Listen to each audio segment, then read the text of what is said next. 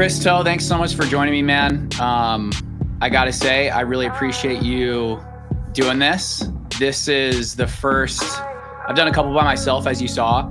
And obviously this is talking to musicians and creators is what I do every day. But I appreciate you doing this, man, because this is going to be the first one where I'm having a conversation with someone who we're just going to get to know each other here, but who is, in the same lane as I am, which is really helping musicians be sustainable, man. That's the whole name of this podcast, is Sustainable Creative. So selfishly a little bit, man, I wanted you to come on so I could benefit from what you're already doing. But I think there's going to be a ton of people, musicians and coaches, and anyone kind of that's doing something in business to help musicians. I feel like there's a lot of people who are going to benefit from this conversation, man. So thanks for being here, bro.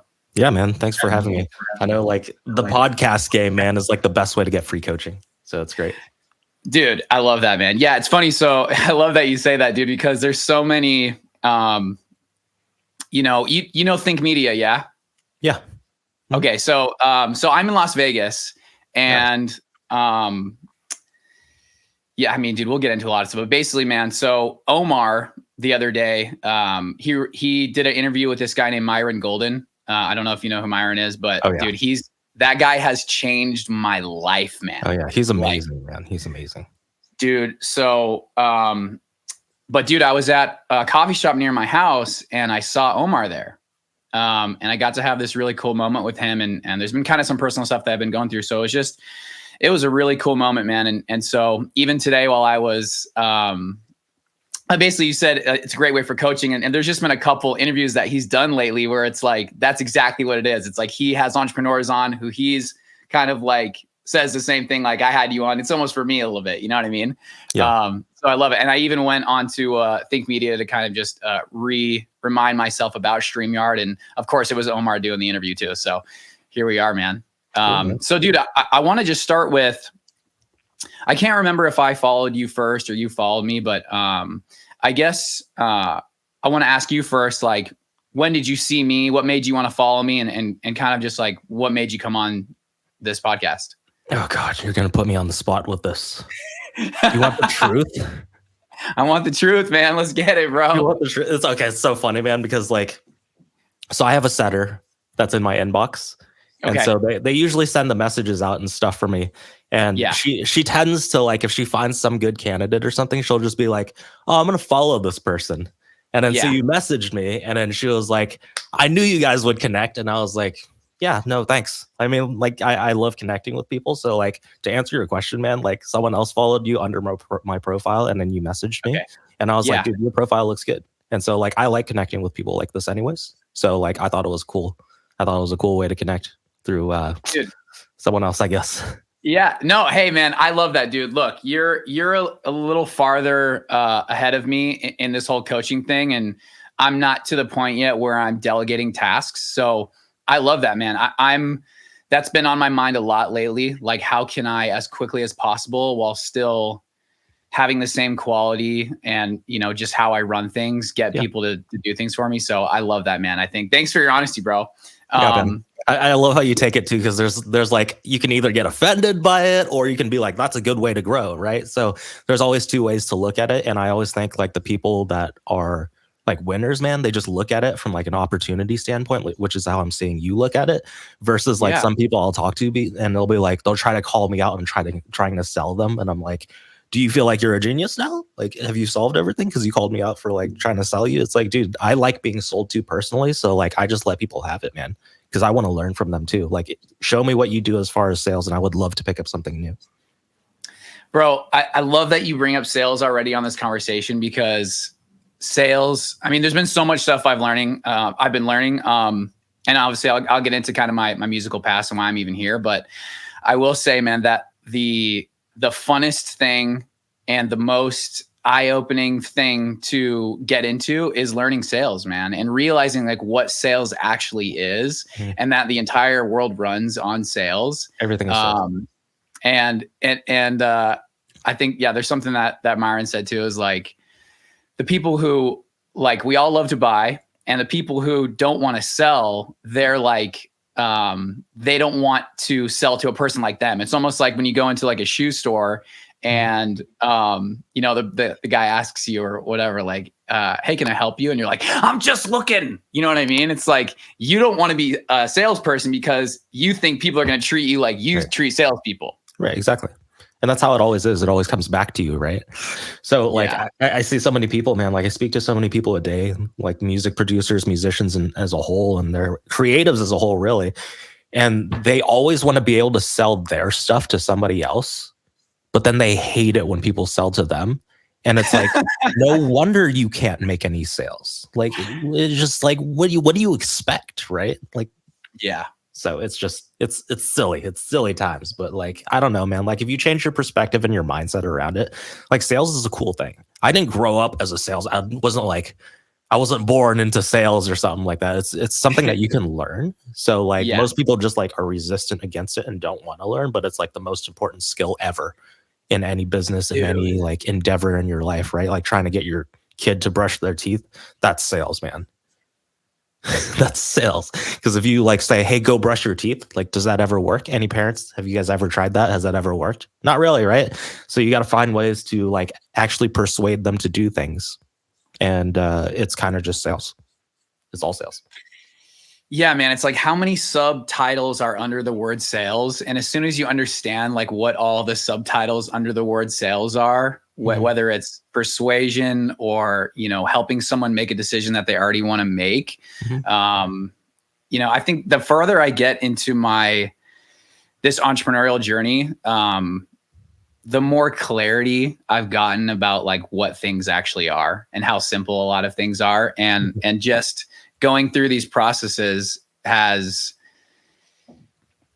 it's like the discovery in that, it's crazy, man. It's like, it's mind blowing in the simplest way. And from just thinking about what I thought about entrepreneurship or business or sales in the past, it's like, it's almost nothing like what you think in the most like enlightening way. So, well, dude, I got some questions written down, but I have a lot more than I wrote down. So, I guess, man, you go first, basically, and then I'd love to tell you more about me too. But what's your kind of musical background, and then what was the decision to go into kind of helping musicians and then helping people in business? Because, man, my biggest mission, as I can already tell, is yours, and I'm going to ask you kind of your why in a second too. Is dude, it's like, for me as a musician of over 20 years, it's like, dude, I'm an emotional, sensitive artist who writes about stuff that he goes through. And just all the struggles I've gone through this entire time has been rough, man. So, I really started my business, and maybe it's similar for you, to help artists and musicians feel like they can independently like create success for themselves and not always have to feel like they need to give up their rights to their music or sacrifice their artistic integrity to get ahead, man. So I feel like that's maybe a part of your journey, but yeah, I'd love to hear more, man. Yeah, for sure, man. How far back should we go?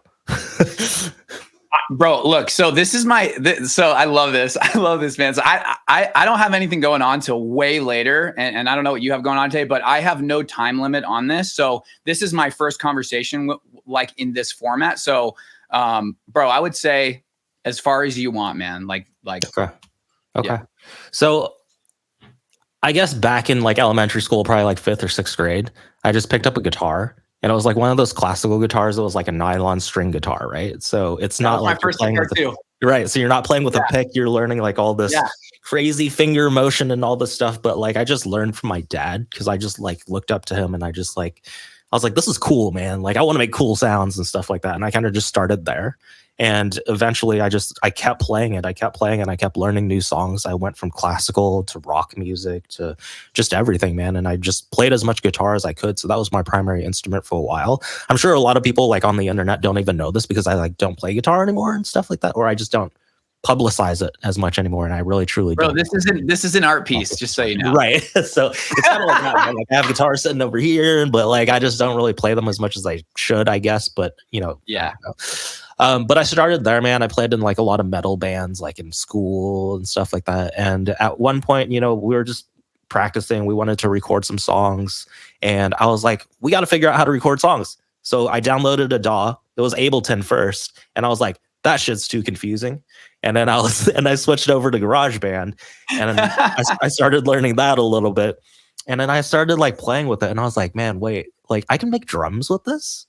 Like I thought it was just for recording software. I was like, I can make drums? It has sounds for keyboards. It has bass. I'm like, why do I need these band members? Like, screw these guys. I'm just kidding. I mean, like, I still played in the band, but like, I did fall down this rabbit hole of production where I was just like, man, I can do all this cool stuff all by myself, just sitting on this computer. So I did that for years and just like sat in my room on like my floor, had like tiny little like crappy computer speakers and just like messed around a lot with production. And then I struggled, man. I wanted to make music my career for the longest time, but I grew up in a family where I don't know if you can tell, but I'm Asian. And so with Asian parents, man, like they just like my family had a hard upbringing coming up with the Vietnam War, a lot of trauma and all this stuff. So I was kind of like bred into this situation where they just wanted me to be successful financially so that I didn't have to go through the same struggles they did. Yeah. And so like obviously the lines of work that were known at that time was like be a doctor, be a lawyer or something like that. But I just wasn't really like into any like studying education or anything like that, man. Like I got straight Fs basically in high school. I got arrested when I was a sophomore for stealing band equipment from my school. And yeah, man, I just wasn't cut out to be a doctor or a lawyer. And so and so I just like, I continuously had this internal battle of like, dude, do I want to take music on as a career or do I do something safe?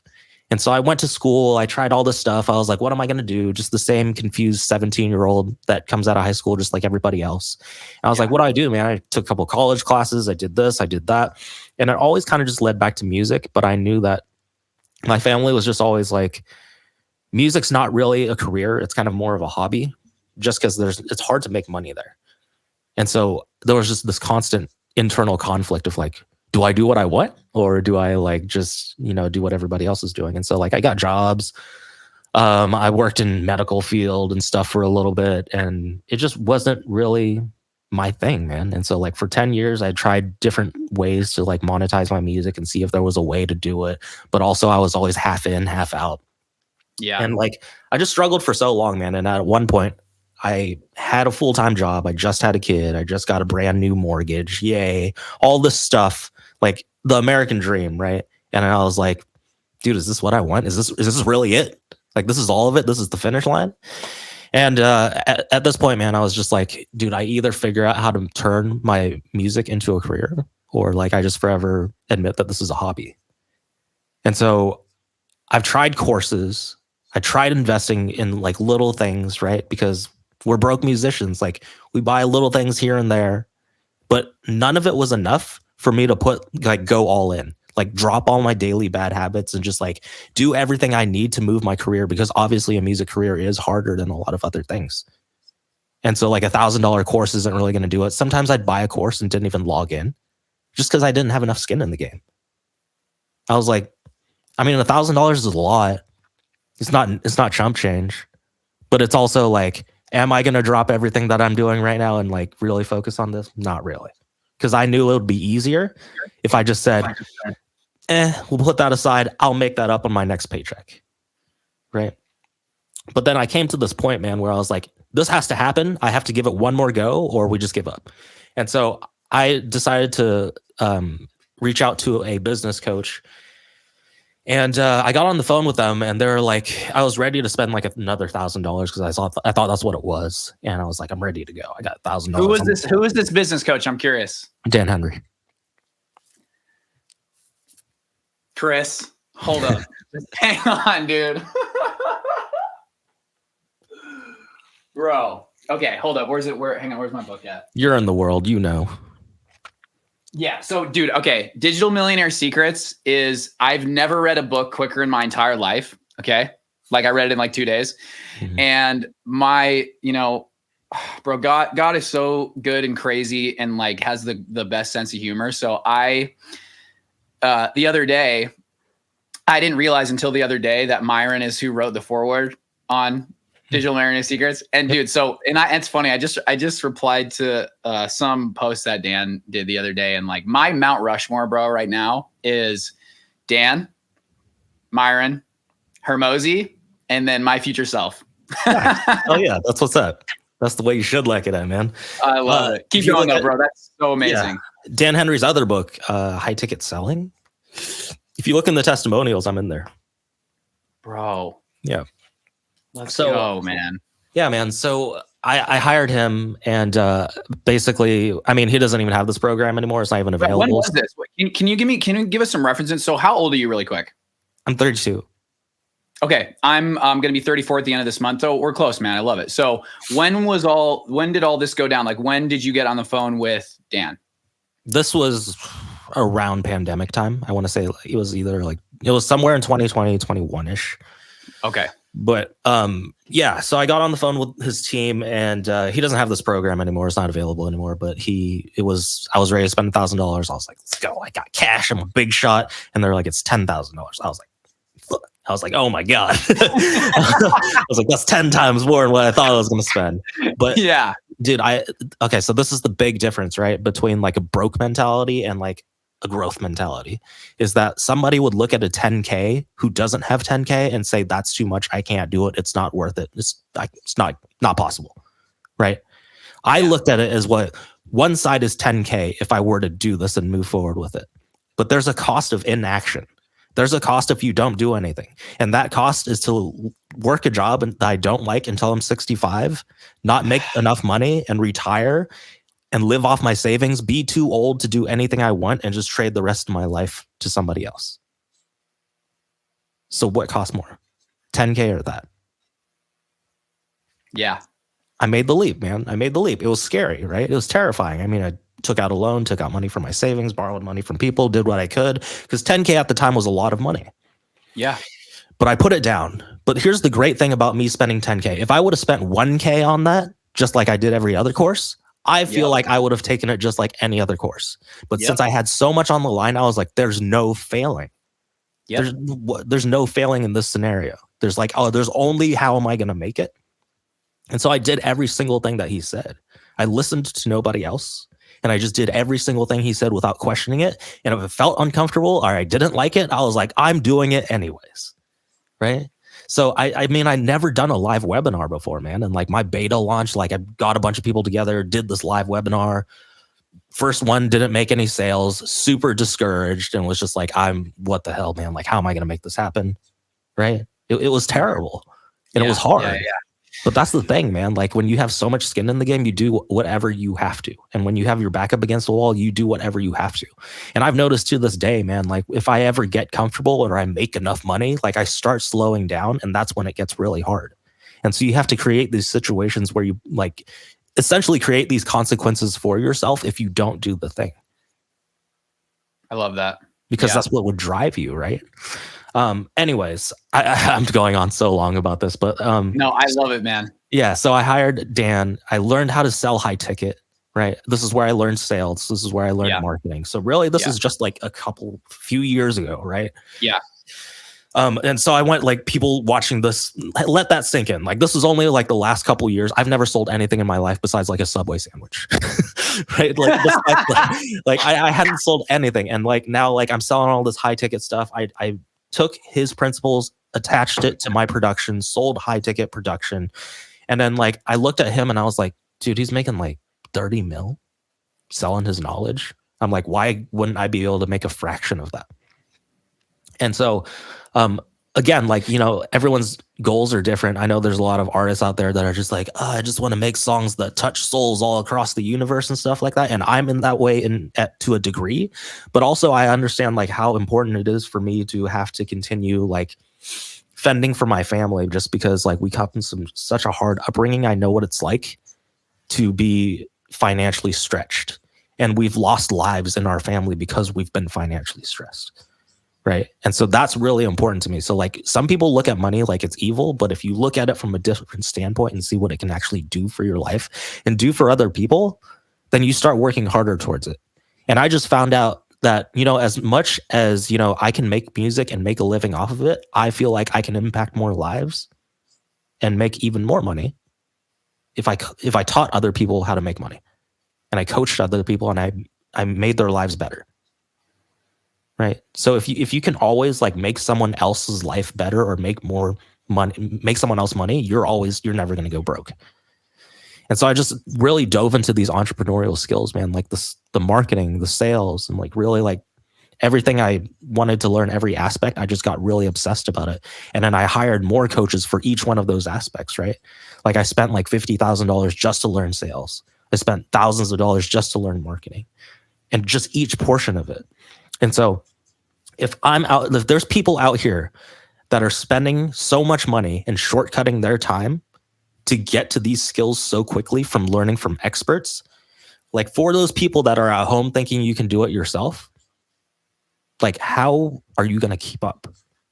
Especially in a world that's changing so quickly, and there's so many people out here that are basically taking the cheat code, hiring other experts and learning quicker. Like what are you going to do? Like sit and be like, try this out and like keep failing? Like I did that for 10 years and I can't get that 10 years back. Right. Imagine where I would be if for 10 years ago, I hired a coach and learned how to grow my business with that 10 years instead of learning how to just try to get it off the ground through trial and error. I'd be way further, and I can't get that back to today. Can't get that 10 years back. So that's where I'm at now. But, I could be further if I made the right decisions quicker, which is why I always speak about this. And people are like, scam. They're just trying to take my money. But it's like, okay, you can think that, but then stay exactly where you're at. And then we'll take the shortcuts, and then we'll have the advantage. Do what you want, right? Did I answer your question? I just went on a massive rant. Chris, oh man, I don't know where to start, but I'm going to start kind of where you left off. And dude, my coach that I pay right now in my life is $2,000 a month. And when I first made that decision, it was the craziest thing ever. Like I'm going to pay someone $2,000 a month to coach me. Right, my life, or my rent. You know what I mean? Yeah, dude, it's like more than twice my rent. Yeah. But that's it, man. I mean, look, in Digital Millionaire Secrets, it's like, how can you, with conviction, and I'm someone who's really bad at lying. So it's like, how can you with conviction ask someone to pay you a big amount of money to help them if you're not willing to invest in your own self? It's not possible. And it's just not. And so, dude, I have been going through a lot of personal stuff lately, man. And I will say one of the biggest things that has been very, very hard for me is to try to help people who are very close to me that don't want to be helped. Mm-hmm. It's like the toughest thing, man. And there's so many people in the past that I've reached out to, like, hey man, let's get together. I'm down to brainstorm your business and give you any knowledge or anything that I know to help you. And you know how many people have taken me up on that? Zero. So as you probably know too, man, that's also why I'm really, really glad to connect with you, man, is because this journey is extremely lonely. And I think, that's what this podcast is really about. It is magnifying voices like you and to magnify my own voice to, one, give a light to more musicians, but two, help people understand, whether you're a musician or an entrepreneur, that dude, if you really want to change your life, you have to have massive skin in the game, because if you don't, it is never going to work out. Because it's like, you think it's a scam, but it's like, your life's been a scam, man. You've been broke and you've been scammed your whole life. Yeah. And you're stuck in the scam. You're stuck in the scam, dude. And so, man, I'm with you, dude. My story's similar. And dude, I definitely feel my friend who I had a band with for a very long time, who's also a musician, who has just he has so much talent. He has the coolest vibe, but he just he does nothing to promote himself, barely. But it's a friend of mine who I did my band in high school, and his parents were Japanese, and or at least his mom's side of the family was. So, I mean, dude, that I totally understand what that's like in terms of what pressures they put on him to do. So I get it, man. And to just address the whole money is evil thing. And that's why I like Myron so much, man. Like I said, unless I'm on calls with artists, I'm in the gym, I'm working on content, I'm building my brand, I'm sleeping or I'm eating, like I'm listening to him the majority of the time because because just as a Christian, man, like there's been no other entrepreneur that it's everything he says is directly a Bible principle. And so that resonates with me so incredibly much. But the biggest thing that I've gotten from him, man, and I think it's something that's been massively propagated throughout the church. And I just think even through culture in general, it's like that money is evil, exactly like what you just said. But dude, like it's a lie. It's a lie. God talks about gold and gold being good. And the Bible talks about abundance and all these things, man. And so it's like, to me, that's one of the greatest lies that Satan has put in the brains of a lot of people, is that money is evil. Because there's verses in the Bible where it's like, if you can't, like, you're a terrible person pretty much if you can't provide for your family and your relatives as a man. And so like, there's so many verses that are taken out of context, and there's no honor in having no money and being broke as a joke, ready to choke, like Myron says. And like, dude, if you want to be able to really help serve people on a massive level, it's like, how can you do that with no money? And I think, just to kind of piggyback off of that, what I've really realized, and I'm sure you are this way too, man. First off, for me,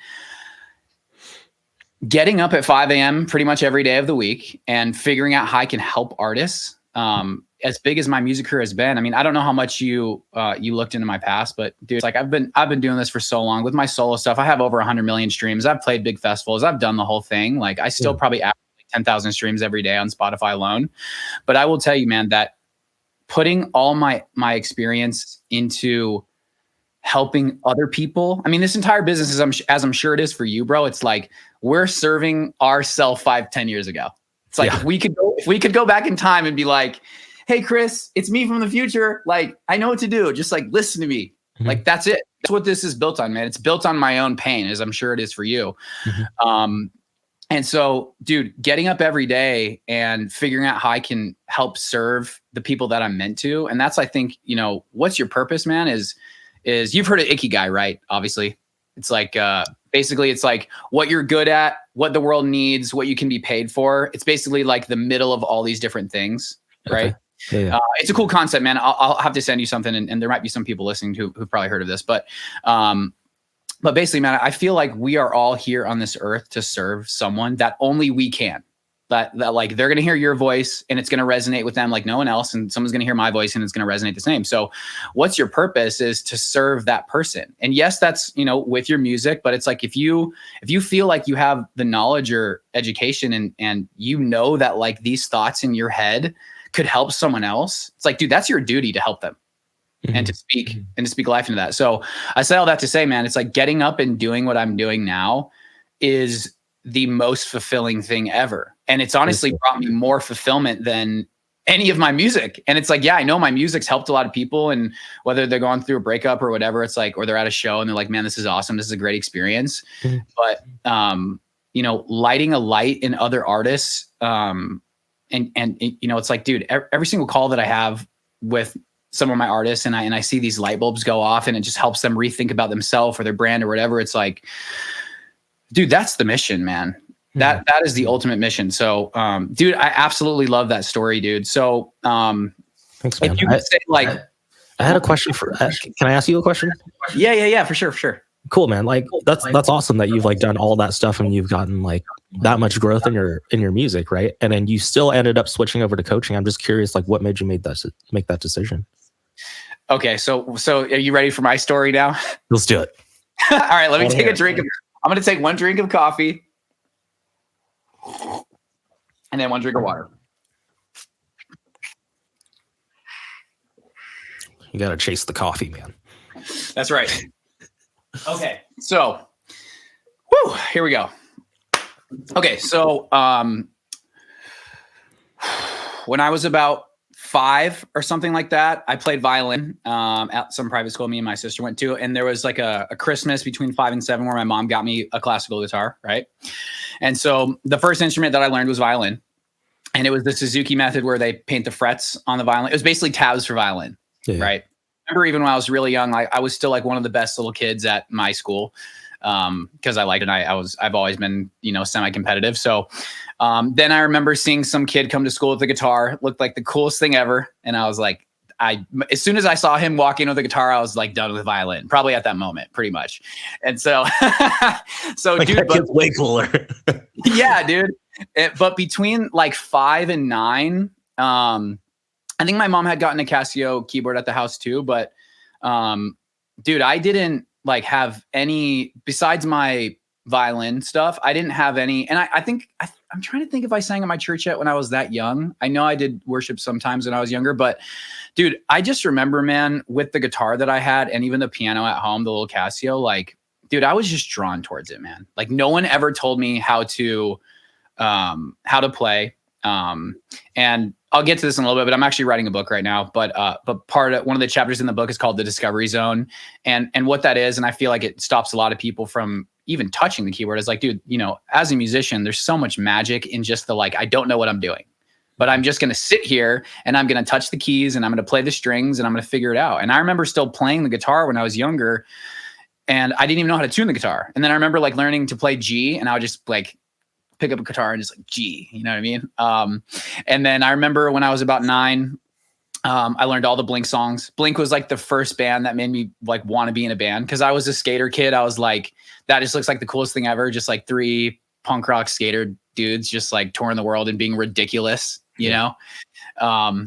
So when I was about, I don't know, I want to say I probably got my first acoustic guitar when I was like 11. And then I started kind of writing songs. Dude, I actually have it's funny. I have this whole album. I don't know if you remember, bro, but on like old PCs, they would have just sound recorder and it would just have like stop, play, record. It was just like a bar on your screen like that. And there was like this old, do you remember the old microphones? Dude, it looked like a little mallet on a drum thing. It was like this big. And you plugged it into the pink. There was like the pink and the green things in the back of the computer. I don't know if you remember that, but it was computers would like come with this little microphone. Anyways, dude, I have this like thing I recorded when I was like 13. It says Zack's greatest hits. And it's funny. I've listened to that a bunch of times and, like the quality of the mic was like kind of good. And just my rhythm or just like what I was playing even back then, like was cool. Like there was something there. So in high school, I think, I started a band when I was in high school. I remember deciding when I was like 13 on this really famous, did you ever skateboard, by the way? Yeah, I did. Okay. So, I want to see if you can remember this skate spot. So I grew up next to like a really famous skate spot in Roseville, California. Mm-hmm. It's called Triple Set. It's basically this 3 flat 3 flat 3. It has this red rail going down it. Ryan Gallant back big spinned it. Someone switch flipped it. It's basically like a 9 stair, the length of like a 15 stair. And all I've ever done is ollie down it, but like that was a feat. And there's some times where I just like literally destroyed myself trying to just ollie this thing, you know? And dude, okay, I gotta tell you, this is my skateboarding claim to fame. So next to it, there's like this bump to gap. So it's like this little ramp off a curb and then it goes to this like planter gap. And there was a day when they were filming for Yeah Right, like the whole girl team was there. So like Mark Carroll was there. Omar Salazar was there, and Atiba Jefferson and Ty Evans, who are like the famous filmer and the famous photographer, they were there. And they were switching back and forth for me and this guy, and I landed this like boneless over the gap. And I thought it was going to be in the girl video. It never was, but too bad. Come on, man. But I say all that to say, so basically we were at that spot one day at Triple Set, and I think I had my guitar too, but I remember thinking to myself, like, music or skateboarding. Like that was the decisions at the time. And so I just was like, dude, music was probably more cool and I'd have to hurt myself a lot less. So let's do that. Right. And from that decision, man, I really never went back. So like junior year of high school, I played a song by myself and my band entered the talent show and I won in both things, which is kind of crazy. You could do 2 things. And then next year did the same thing and my band won again. 2 years after high school, got signed to a major record label. It was the biggest record label, independent label at the time, called Wind Up Records. They had like Creed and Evanescence and Finger 11 and stuff like that. Okay. Didn't work out.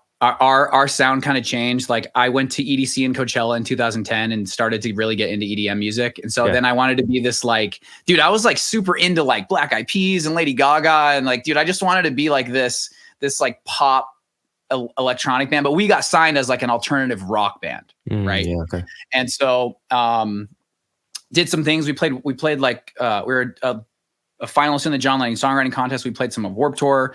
But yeah, dude, we went through all this stuff with the label. And then someone at the label ended up dying, like the owner, this poker player guy. And so I think basically they were just going to. So the band at the time was called Early States. Okay, cool. I don't know if you probably didn't hear it, but so I think that like they just kind of cut their losses because, you know, they were just restructuring. At least that's what I told myself. But dude, at 20 years old, I was already signed and dropped. You know, and I remember getting that call of like, oh my gosh, dude, like I'm already got dropped. You know, I didn't think my life's over, but I was like, dang, dude, really? You know? And I think at the time being 1920, it's like, of course we took advantage of it. Yeah, or we took it for granted, basically. And so then I just kind of kept trying to make the band work in Sacramento. The manager we had at the time didn't really shop us around like we thought he should have. So nothing really ever happened. Then the guy who I told you with that I grew up with, my friend Sean, he had moved to LA at the time. And then, dude, you know, but through that process, man, of starting to like produce, you know, from working with the producer that we worked with is like, I realized that like, dude, I'm so tired of having guitar and drums and whatever in every song. Like, and really the band was just me at the end of the day. Like, so that's when I started to be like, you know, adding more electronic stuff and, you know, moving into this production direction. So, you know, from trying to make the band work for the next however many years until about 2015, I mean, we had some traction. Like we changed the band name. I opened up for like Imagine Dragons, AWOL Cities, a neighborhood, did some cool stuff in Sacramento. But bro, I just got so tired of making the band work and I really wanted to move to LA, but my dad had moved here at some point and I basically met a girl out here visiting him. And so I decided to move to Vegas. The first couple years, kind of just got, you know, into the music scene and stuff like that and launched some, you know, dude, till that point, which I was like about 25, I never had an album. And dude, I'm sure you're the same with bands. It's like, dude, it was all about having an album. Like, did you ever record an album with your band? No. No. Yeah. But that was always the goal, right? It was like, dude, you have a band, like, let's friggin' make an album, dude, you know, and then go on tour or whatever, you know, the dream. So, but when I first came to Vegas, I launched a couple solo songs. They got picked up by, like a subsidiary of Sony through the Orchard. So they kind of helped me get my first streams and stuff like that. And then, dude, there was this guy from India whose artist name is Mune. And I don't even know how he discovered me, but basically he just reached out and bugged me over Facebook for a really long time. And I just want to tell everybody out there, there's a lesson in bugging someone and being persistent. And so if there is someone that you want to work with, bug them unless they literally tell you stop, because unless they tell you to leave them alone, like, things can happen, man. And the only reason why I tell that is because this guy was so persistent with me and it really changed my life and it changed his too. But he was so persistent with me that I finally said, okay, dude, yeah, I'll do your song, you know? And it was this little super chill house song called Lie Over You. We self-released it. And then about like a month later, he said, hey, Chill Nation wants to sign this song. You know, Chill Nation, Trap Nation, Chris. Yeah. Okay. So he's like, Chill Nation wants to sign this song. And I was like, sweet. You know, and so then they put out the song and, you know, it did all right. But basically, man, that opened up like the most massive door to the EDM space for me. And so I had said for a really long time since 2010, when I got into like Skrillex and Deadmau5 and even an artist that was a dream collab for me named Vanek. And I have 2 songs with him now. Oh, and nice. I've performed at big festivals with him. So, but dude, like those were some people who were like really influential to me. And so I was like, dude, if I could just sing on some EDM tracks, like, because I already know how to write and produce and record myself, it would be easy. And that was literally the thought I had, like, it would be easy. Right. And so,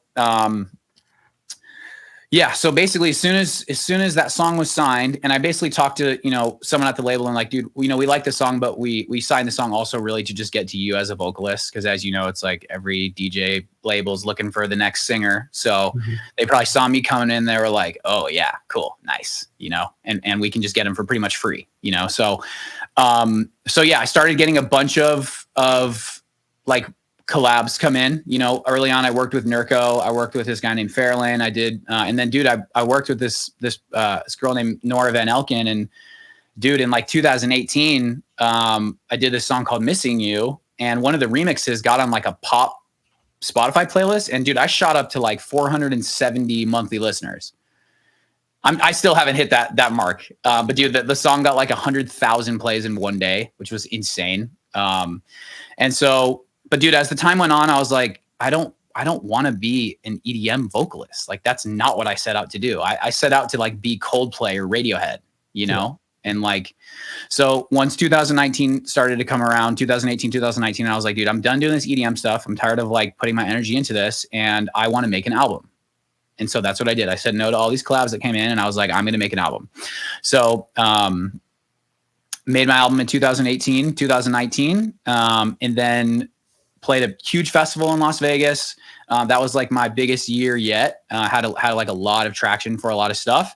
And then going into 2020, had a big headlining show in February. And as a lot of people, I'm sure yourself maybe thought like, oh dude, 2020 is going to be the year. It's going to be the year, dude. But it was a year, but it definitely wasn't the year. So, dude, as soon as COVID happened, my main job for the last really long time has been working as a server in restaurants, and that's, as a lot of people, and whether you went to college or whether you're trying to do something creative, people just end up in the service industry, bartender or whatever. So when that started happening, I had known this girl who I just knew that's what she did, was sing on EDM stuff. And so just like when the dude hit me up to do the song, I was really persistent with this person. And finally, when I got on a call with her, I had a great call. She had already been familiar with some of my music. And so after that call, she linked me with her father, who was her manager at the time. And so basically he had said to me, hey man, we can make you all this money if you just like do top line vocals for DJs. Right. And so that's what I did, man. I literally, in that moment, I really did settle. I really didn't make a compromise. And I was like, okay, if I can't play live right now, if I can't like do my solo stuff, I'm going to just take this as far as I can and just sing on as much stuff as I can, just see what happens. Cause dude, we didn't know when the world was going to open up again. Mm-hmm. Right. I mean, it was like super insecure time of like, what is going to happen now? So, I did that for about a year and a half. And then, the world started to open up again. And I was like, okay, well, I want to play live as a DJ, in this genre, whatever that I'm in. And so that's when I came out into releasing my own kind of DJ stuff. That was like, you have to come out as like, hi, I'm the DJ producer. Mm-hmm. There's only like 2 singers in the EDM space who can kind of play without that. But yeah, so basically, all right, man, hang on a second. My children are being insane. Oh, no, you're good. You're good.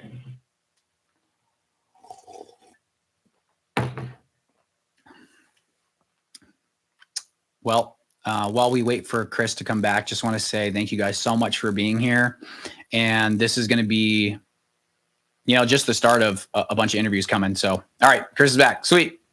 Okay, so where I left off was basically, I came out with my own DJ singing project, right, on Lost in Dreams, and got on a cover of an editorial playlist on Spotify called Bass Lounge, and then played their festival called Lost in Dreams. But some things that happened to me at the time, man, if I'm just being really candid and honest, was, because of my faith and my views on stuff, I had some things to say about some things that were happening in the world, and that caused a bunch of issues in my life and career. And then going into the end of the year, dude, I just got so tired of collabs. I got so tired of looking at my music as like, I'm doing this creatively, but I'm doing this because I need money attached to it. Right. Which is like, and so, dude, that started to just extremely wear on me because, dude, I'm not someone who like gets up every day and works on music for 8 to 10 hours. I'm just not. Like, I'm a very emotional musician, and I just mean that in the sense of like, you know, and I think, dude, just for anybody, it's like, you're not any less of a musician if you don't work on music for 8 to 10 hours a day. And if you're a songwriter too, it's like, dude, sometimes, I mean, most of my life is like, I write about something I went through.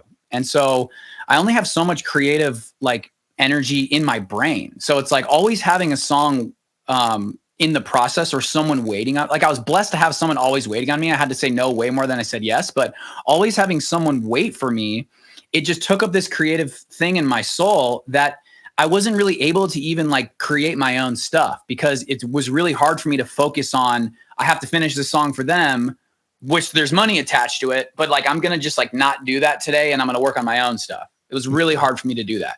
So as the end of the year kind of rolled around, I went back to being a server at a restaurant to eliminate the money in the music. And then at about, you know, the beginning of 2022, I was just like, you know, after 20 years of pursuing this thing, I was like, dude, I'm done. I don't want to do this anymore. This isn't fun for me anymore. And dude, I just stopped. You know, my other hobbies was disc golf, so I just did a lot of that.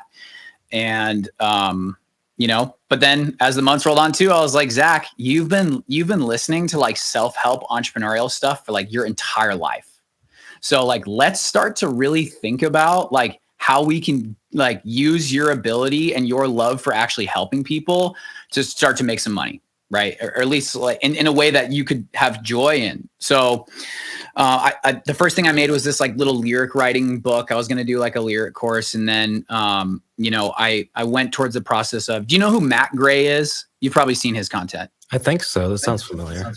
Yeah. So he's an entrepreneur, and he had this group called Founder OS. And I was just like, dude, as I started to get more in this process of trying to like, realizing that I can help artists and like building this brand. And then, you know, that name Sustainable Creative came in my mind. And I feel like that name was totally from God, because that's exactly that. The company name that I made is exactly what I want. I want to help creative people be sustainable. And whether that's, you know, just having the tools and knowledge to whether they can make a ton of money with it or not. It's like, dude, the goal of sustainability is just being able to create in a way that like you're not compromising yourself. And even if that means having a job, then that's fine, but also giving people the tools so that if they desire to actually have a sustainable career, they know what to do.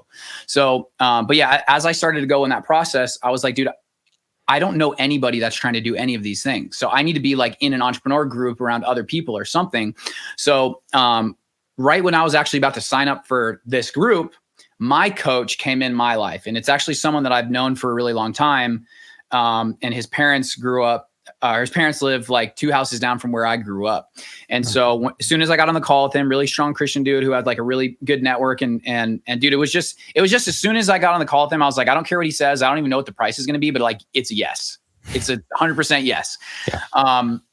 And so, but like I said, man, you know, that decision to work with him changed my entire life. I mean, the next day I signed 2 clients. And so to kind of wrap this story up is like, the reason why I decided to do what I'm doing now is because, one, I really did lose my love for music, because, you know, even though the songs that I did and the exposure and the money, I mean, dude, we're not even talking about the money aspect. It's like, yeah, I have 100 million streams, but with the breakdown of like, I mean, I don't know if you saw my video, but dude, you know the breakdown. It's like 1 million streams. It's about $4,000. And then you split it with one DJ, which is $2,000. And then the label takes 50%, which is 1,000. And then your manager takes 20%, which is now you're down to 800. And then if you pay taxes, you're down to $600. So it's like, people think 1 million streams is a lot. And they're like, oh, I got to work with these labels. It's like, dude, even if you get to 1 million streams, you're going to have about $600. And then the label's already going to be advancing for a bunch of stuff. Okay. And then so you have to pay that back to them before you even get any of that $600, buddy.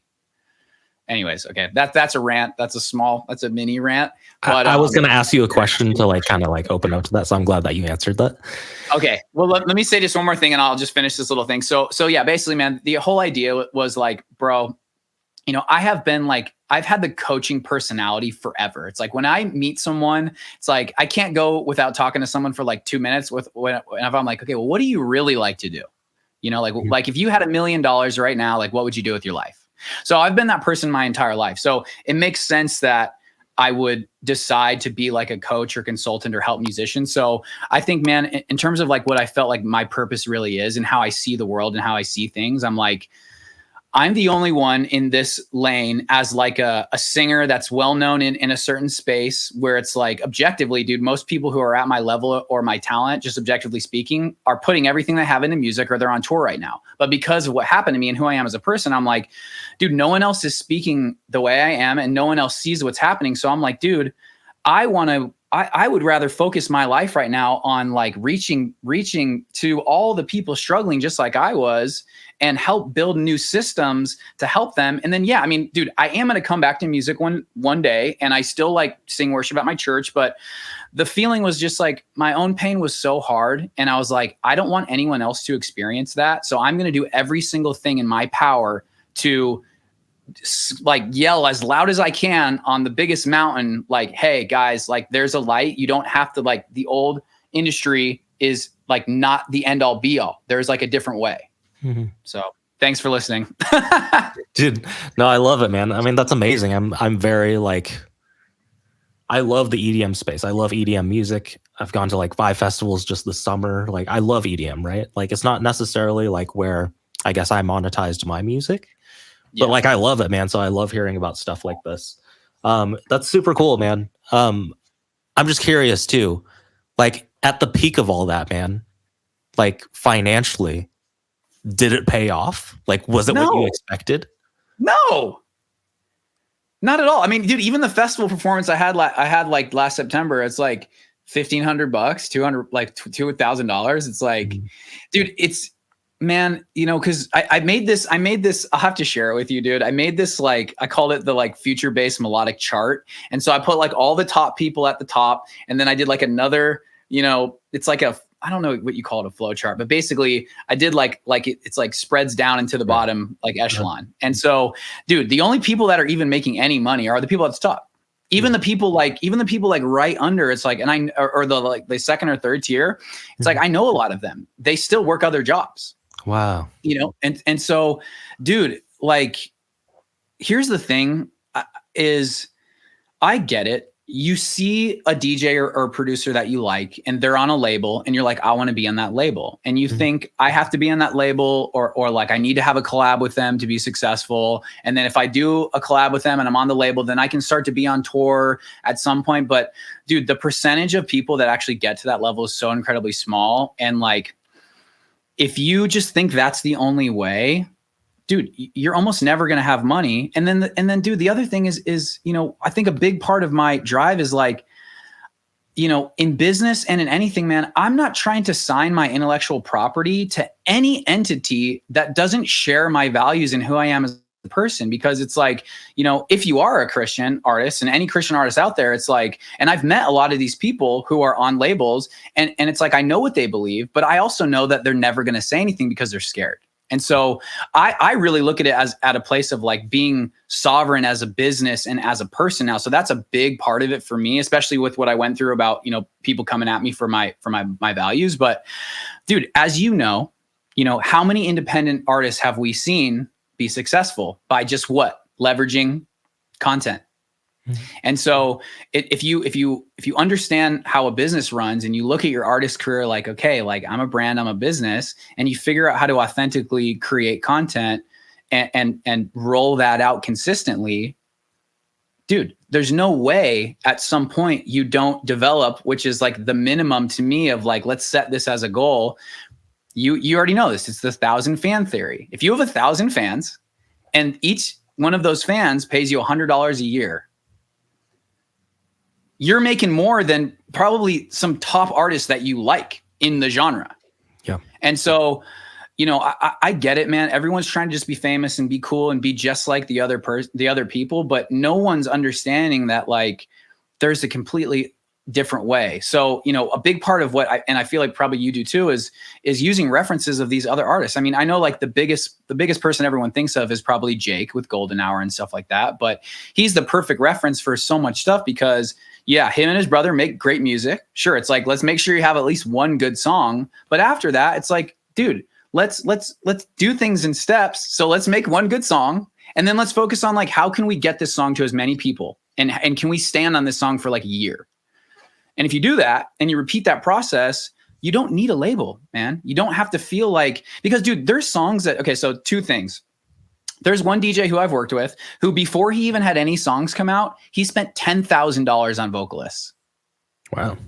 $10,000 trying to get a good vocalist for a song. And then that same producer, me and him had to wait over a year for I think his best song and one of my best songs to be released. And that's actually happened multiple times where I had a song done with someone and we waited almost 2 years for the song to come out.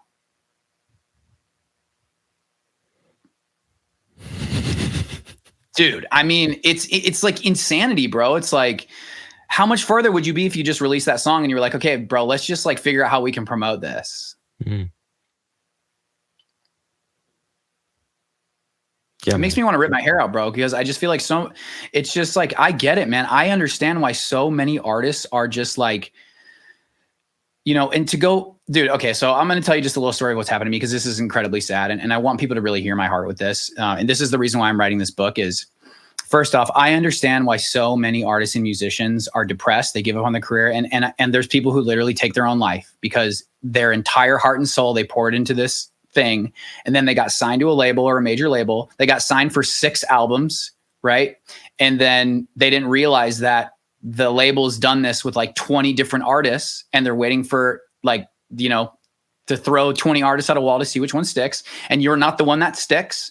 And then you're in a contract with them for 6 albums and they don't have any obligation to promote you at all, but you still have the obligation to record 6 albums for them.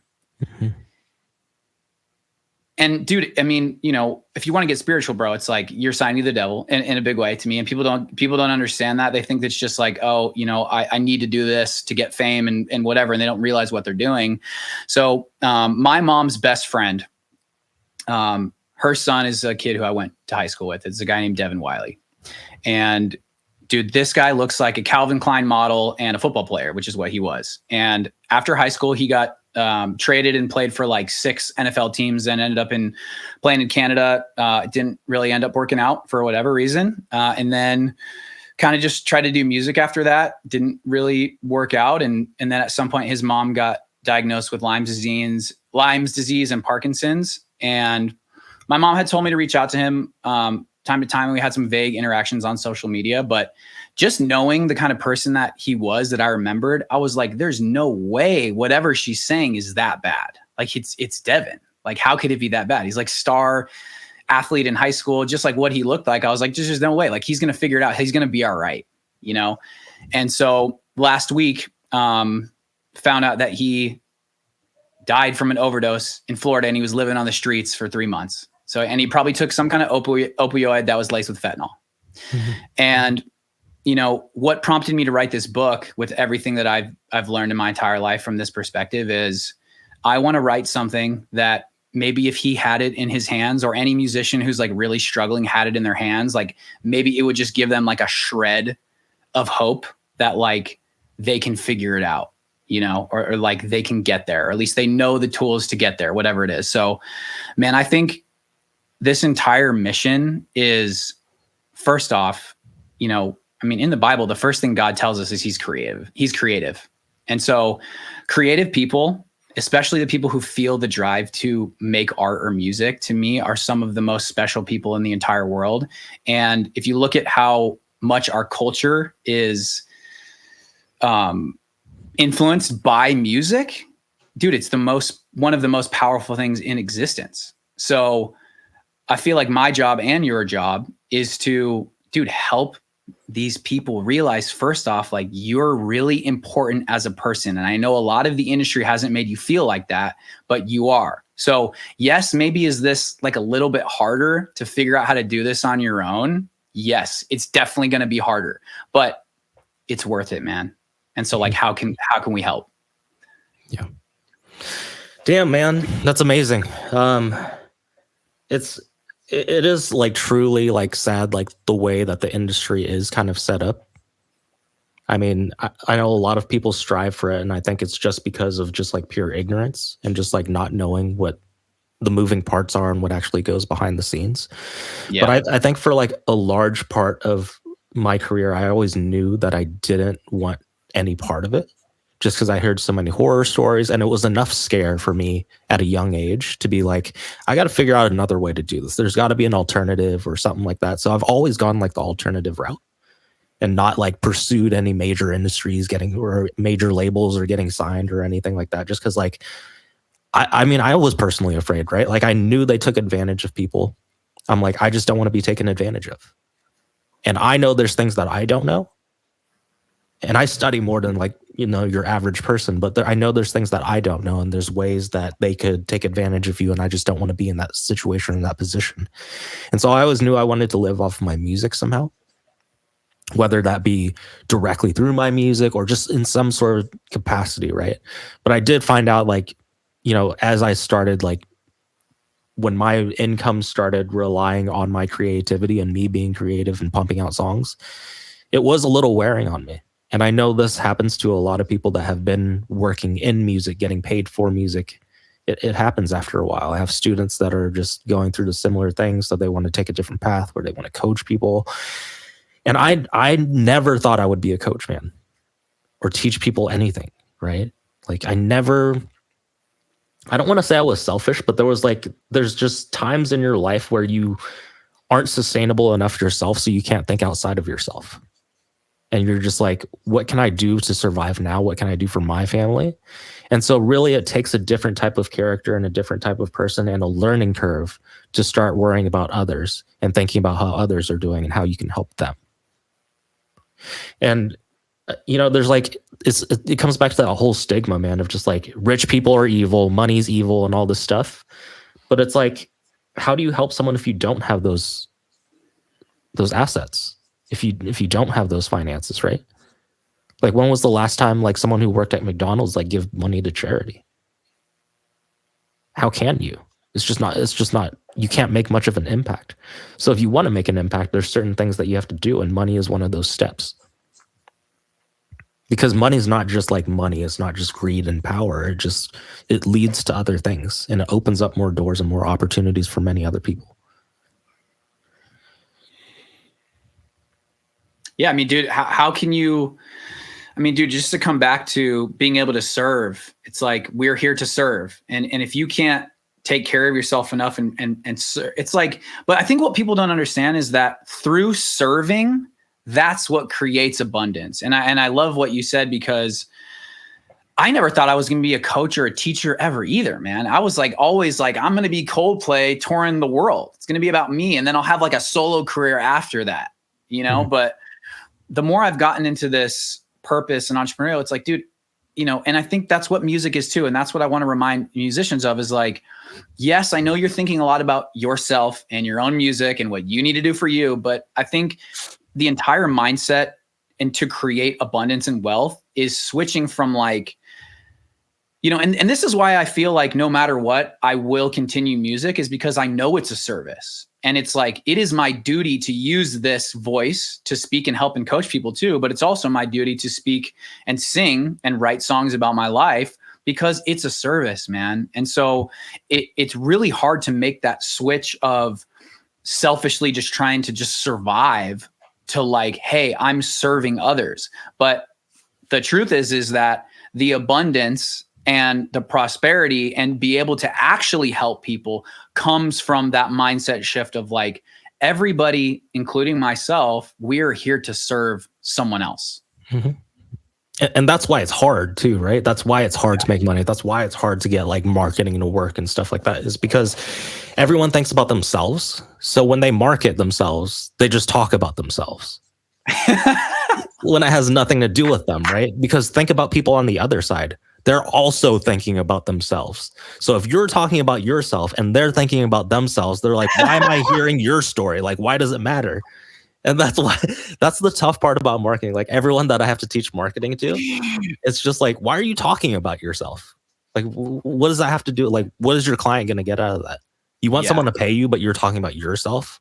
Like, I'm going to pay you because your story was great. It's like, that's not how it works. People want things for themselves. And so if you can position yourself in a way where you're speaking about them and helping them, that's where you get them to want to pay you money, because they want it for themselves. That's just how it is. I mean, that's natural, like human nature, right? Dude, I think that's a really, really good segue into talking about like some business stuff. So if you don't mind, man, I want to just ask you some just like how you run your business. And because, bro, the truth is I'm a little, you're farther ahead on me on this entrepreneurial journey. And I'd love to kind of just learn some stuff and ask you some questions. I'll kind of just start with where I'm currently at right now. And then I'm just curious how you do things. And, if you give me too much information, just feel free to invoice me. Okay. And we'll send an invoice to everyone who's watching. All right. If it's too much. So where I'm currently at right now, man, is I just have one-on-one clients. Right. But what I've started to realize is I haven't really done a huge push for like my offer, what it is. And I've been realizing like, I've been trying to build my personal brand a little bit, and I haven't like made any real, content or promotional material of like, this is exactly what I offer you, So I've kind of gotten referrals and kind of people just reaching out and then just putting calls. And I do have a funnel, and I have like kind of a VSL right now, but I'm working on making a very more specific one, because what I've realized is on the sales calls that I have with artists, I call them artist discovery calls. It's not that it's a waste of time, but I'm realizing that sometimes these calls end up to be coaching calls, and some people are just on the call to, no matter what, not buy anything from you or invest in themselves. So, it's funny, man. It's like I remember there was a friend of mine who, like, when I quit my job, so I quit my job on September 11th of this year. Right. Thank you. Awesome, bro. Man. Thank you, man. Yeah. Thank you. So, but I remember talking to a friend, like that wanted me to go play disc golf with him. And he's like, dude, you quit your job. And so in his mind, he's like, oh, he has more time now. Right. and so, but dude, I've realized this is insane to even say and just realize, and this is just the absolute truth. Even though I get up in the week at 5 a.m. and I go to sleep at about 9, I am realizing how little time there is in the day. Yeah. Mm-hmm. It is insane, dude. So the more I've had some of these calls that don't end up to go anywhere, regardless of my sales ability, I'm realizing that like, and this is also because some people that have been referred to me don't go through the funnel, right? So they're just like, I'm just getting on the call with them and they don't really know that much. Mm-hmm. So I'm realizing first that I need to have something that's very, very specific for someone to watch, so that it's like, if you don't want to really work with me after you watch this video, like, we're good. We don't need to get on a call. Mm-hmm. And my second thing is this. I'm realizing that my mission with this is to help as way more people than just working with people one-on-one. So I'm going to be starting to first finish this book, which is going to act as, really my friggin', the core of what I am and who I am, and to be able to get it in as many people's hands as possible. And it's going to be a lead magnet, oh my God, why is lead magnet? A league magnet. Yeah. Got you. And then I'm going to be going, the next thing I'm about to promote this next week is basically a 6-week group cohort, which is going to be just a class one to many. Okay. And then I have like a plan to do some kind of, how Dan has Get Clients University, which is like a membership every month. Mm-hmm. Yeah. So that's kind of the next goal too. So I'm really trying to not have shiny object syndrome. And I know you know what that is. That's an entrepreneur. So that's been like a struggle with me. So my focus is right now. Yeah, dude, I already know. So, but my focus is right now is just really just working with the clients I already have right now and just finishing the book over the next like month. And I'm okay financially right now. But I'm not at like a grand level yet. Like I'm really, if I'm being honest, I'm just kind of getting by. So my questions are for you, like hearing where I'm at. Like I don't have a ton of one-on-one coaching clients just yet. I want to move towards a group. I'm going to work on this book. So I'm just curious, like the steps that you took at the beginning and where you started. And I guess I'm just curious to get any advice or clarity on either marketing or the steps to go through to kind of get my ideal client.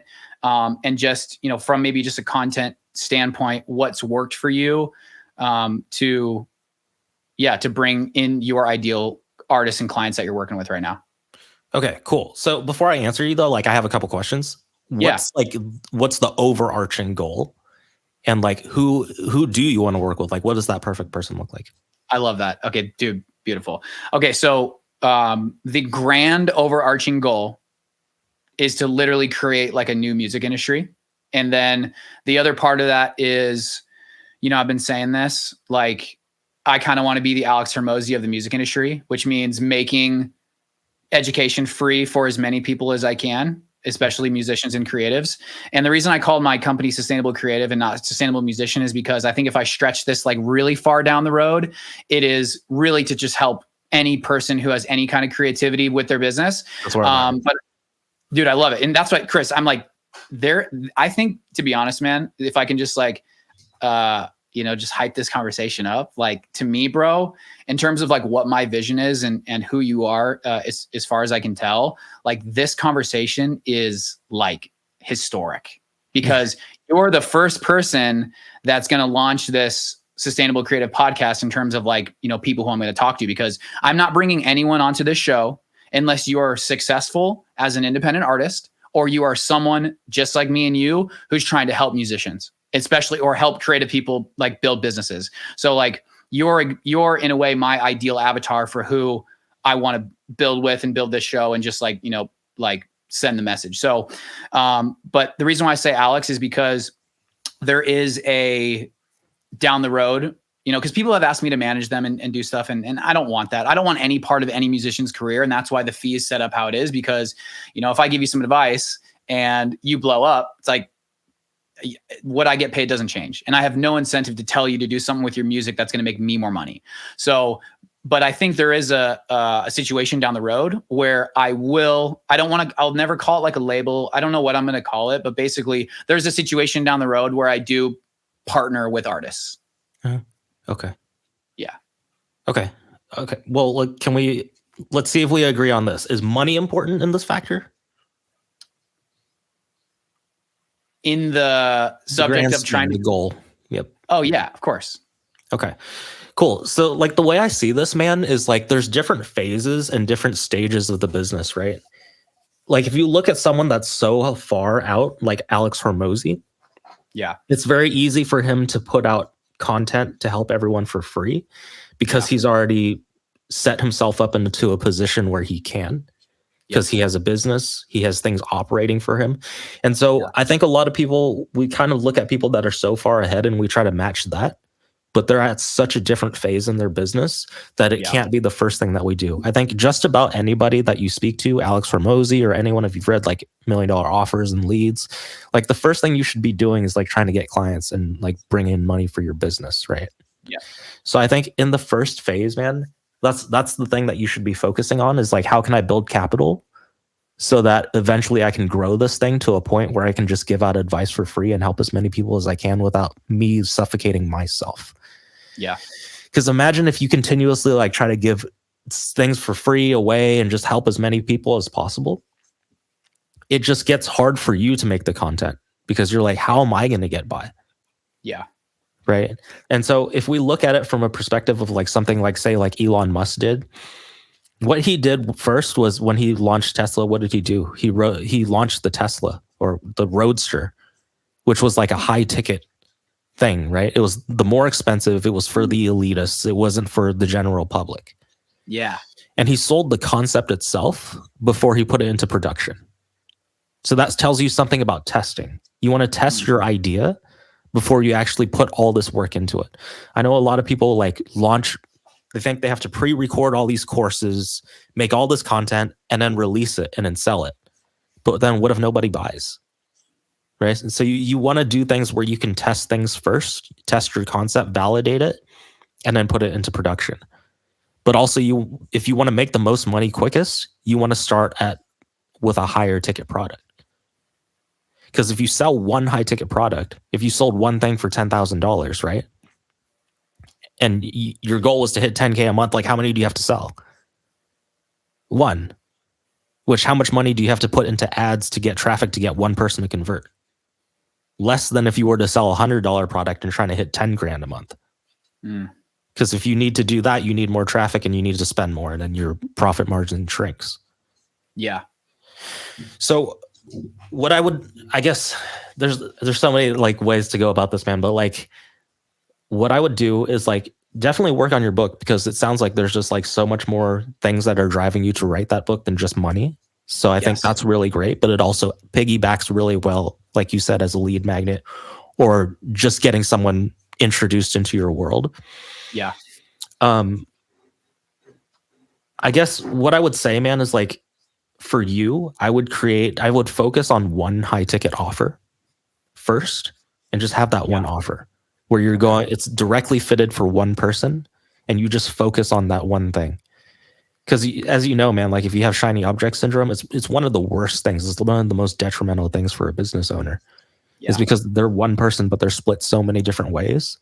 So if that one avenue isn't sustaining itself yet, why are we moving on and doing different things?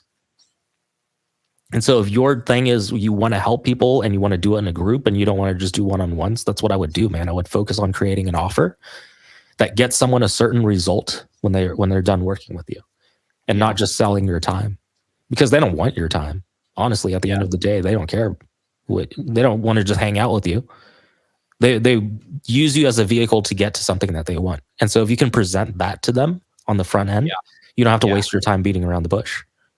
Yeah. And so just focus your offer on delivering that result for them. And then the delivery method doesn't matter as much. It doesn't matter if it's one-on-one. It doesn't matter if it's group. It doesn't matter if it's like a PDF, as long as they get the result, right? Yeah. So then that's where you can start leveraging your time. And you can do things like create a course so that it takes care of most of the lessons that you teach over and over anyways. Yeah. And then it's an asset that you can constantly refine. More clients ask you questions, something's missing, cool, I'll plug that into the course.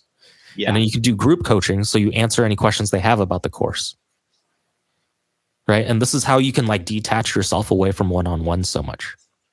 Is not teaching everything live, just understanding what that result is and what they need to get there. Yeah. And then make that asset. And then as far as like doing sales, man, you said it always ended up in like a coaching call. Sometimes, not every time, but sometimes, yeah. Okay, cool. So that's the number one thing that kills sales is coaching them on the call, right? Because they haven't paid you yet. They don't have any skin in the game. And you gave them one piece of advice. But here's the thing. They come to you for advice because they don't know. So they're open to listening to anything. So even if you give them bad advice, even if it's good advice, it doesn't matter. They're stoked about it. And then they're like, I don't need you right now. I'm going to go implement this one thing first. And they go try it and realize that that's not the only thing that they need. They need more than that. But then they go and try it and it doesn't work because obviously they need more. And then they're like, his advice sucked. I'm not going to go back to him. Right. So what is your advice on, because it's interesting, man, because I am, when I get on a call with someone, it's like, dude, I'm empathetic, man. I feel for them. And so on the call with them, there's a part of me where it's like, if I don't see them ever again, like I want to give them something. But yeah, so what would be your advice for on a call like that, how to still have that genuine vibe of like, I'm here to help you, but not do exactly what you're saying right now and ruin that potential sale of actually working with them? Yeah. So a lot of times, like just in your content, right? Your content usually tells people what to do, but not how to do it. Your program is showing them how to execute it. Yeah. So I could be telling you, hey, set up a sales funnel. That's the ticket, right? Because it does this. This is the advantage. This is the benefit. But I'm not telling you to like, hey, click here, write this in your headline, put this button here. That's just showing you how to do it, right? Yeah. And so that's the execution. And that's what your program needs to deliver. But what you give them should just be like helping them realize that they need to overcome a certain hurdle, they have a certain problem, or they can do something like this to make that solution. But then your program shows them how. Right. And so a lot of times, man, like in the sales calls, like if you're talking the most, you've lost. They should be talking. You should just be asking them questions to help them come to a conclusion where they realize that, hey, they have a problem. And then your offer should say, this is the fix for it. Because it's true, right? No, we're not doing this just to like lie to somebody and take their money. I'm sure everything you do is out of integrity. So that's the thing, man. Like sales is important because if you have something that they need, it's the best thing that you can do for them is sell them into believing that that's what they need, because then you can fix their problem. But you can't really fix their problem over like a 1 hour call. Yeah. So why even try? Yeah. All it does is like hurts you and hurts them. So I'm curious, man, if you'll, obviously the money objection is a huge thing for a lot of artists. So like, how do you feel? Cause I've overcome that objection a lot, but I'm curious if, just to kind of brainstorm with you, like what do you find is helpful to overcome that money objection for artists who are just broke? Yeah. So if it comes up in the objection, it's already too late. Right. Right. So like if they give you an objection, it's not about like handling objections really. Because if an objection comes up, it's about answering it before it even comes up. Yeah, you have to tackle it before it even comes up. And you can do that whether it's on the phone call, but it's even better to do it before the phone call. So you said you have a bit of a VSL right now. That's the kind of stuff that you should be talking about in your VSL. You should understand. Yeah, the VSL that I have right now doesn't talk about that, and that's why the VSL that I'm gonna make is gonna do that before. So that's like something I kind of already know, but just kind of talk me through. Keep going of like, how do you like what's that money thing up front, like so people know the price before you even get on the call with them? Is that right? No. Okay. No. They just like, so you want to talk about things like the cost of inaction, right? Yeah. So like there's always two choices. It's always a yes, I'm going to do this, or it's a no, I'm going to do this. I'm not going to do this. You just want to show them why this is much more expensive than no. And then if they can see that and they can truly picture that, then that's where it's a no-brainer. So like a lot of times, man, like in my VSLs, like I just sit there and I just really just rant on about like what it cost me if I didn't do it, what it's cost them already, right? Yeah. Okay. Yeah. So like, let's just say, for example, like your goal is 100K a year. Let's just say that. That's a good number. Yeah. You believe that there's 100 people out there like making 100K, right? Like in your space? Yes, absolutely. Okay, cool. Well, now 100K, and you know it's possible for you. You just want to take the number that you're making now, and then you subtract that from 100K. And then what number is left is how much you're paying every year to not know how to make 100K. Ignorance tax. Exactly. Exactly. So like, okay, this costs $5,000 to join, but you've been paying $50,000 every year for the last 6 years to not know how to do this. And somebody who's dead serious about that is going to like have that instant realization. Right? Bro, I've heard Alex say that so many times, and I have not used that yet. And bro, I'm so glad that you just said that to me right now, because it's such a beautiful, very real like picture of what's happened and the cost that goes into not knowing something. So dude, and I'm sure you're the same, but man, if there's anything I've learned lately, it's the power of reminders. It's not about, just learning something all the time. It's like, what do you already know and how can I remind you of it? So I really appreciate that, dude. Yeah, absolutely, man. And that's so true too, right? Like the reminders are just like, because like how many things do you hear, but you don't implement it? Like you hear it and you're like, that's a cool ass idea. And then you just go on the rest of your life. But then you get reminded like a second time, a third time, a fourth time. You're like, this concept keeps coming up. Like, I'm going to try it and see what it does. And then it changes everything. It's always one little tweak, right? And so another thing about that too, man, is just like the mindset of always looking at buying things or investing into things and looking at the value versus looking at the cost. And this is something you want your prospects to help them realize. Yeah. It's like people who, there's a reason why most people don't have very much money. I'll just put it that way, I guess, is because they all think the same, right? And most people think, well, how much does it cost? When I talk to somebody and they say, how much does it cost before they even know what they're getting, I already know right away that they're not a good fit and that they're not going to get very far. Because there's so many of these like decisions that you have to make along the way in business. And so that's, exactly, man. Like I forgot where I was going with this, but that's exactly it. Like if you constantly look at a place of like, what kind of value or what am I getting out of this? Then you're always going to make better decisions. Because if I were to ask anybody watching this right now, like, would you ever pay $10,000 for 1 hour of consultation with somebody? Most people would say no. Absolutely not. I did this in a poll on IG, and like 25% said yes, depending on what it is. And 75% said, no, there's no way in hell I would never do that. And they don't even know what it is. Like, they don't know what they're getting. Right? They just said no right off the bat. Like, it's not even like a fleeting thought. I'm not even like, whatever. It's just an instant no. And it's like, that's exactly why you're going to stay broke. Yeah. It could be like pay $10,000 to make 100 million. And exactly. You're still going to say no, and you don't even know that that's potentially what it is. Right. Exactly. And a lot of times, man, like, it takes a long time to start up a business, and it takes a lot of things to do, but like optimizing it and slowly tweaking it is always like one little thing that makes a big difference. So if someone just said one little thing to you that helped you make $1 million and you had to pay $10,000 for that hour to get that information, it's like, is it worth it? Dude, I think about like Myron's VIP day, which is $350,000. Mm-hmm. And, you know, I've said that to people and I said that to my mom, and she was like, oh, that's greedy.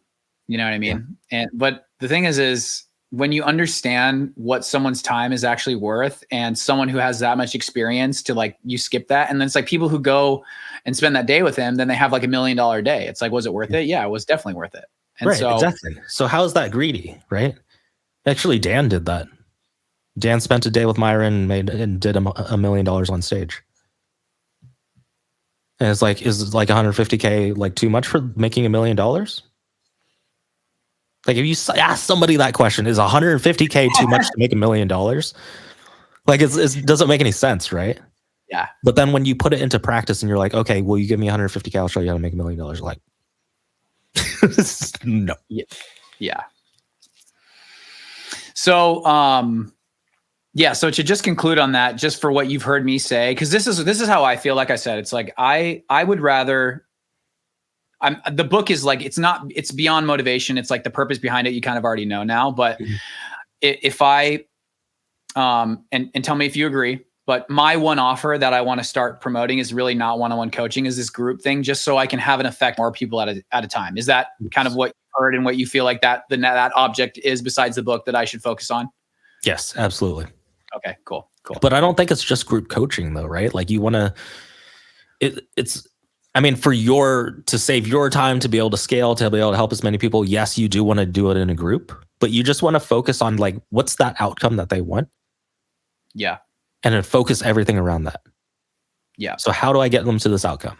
Can I teach some of these lessons in a course?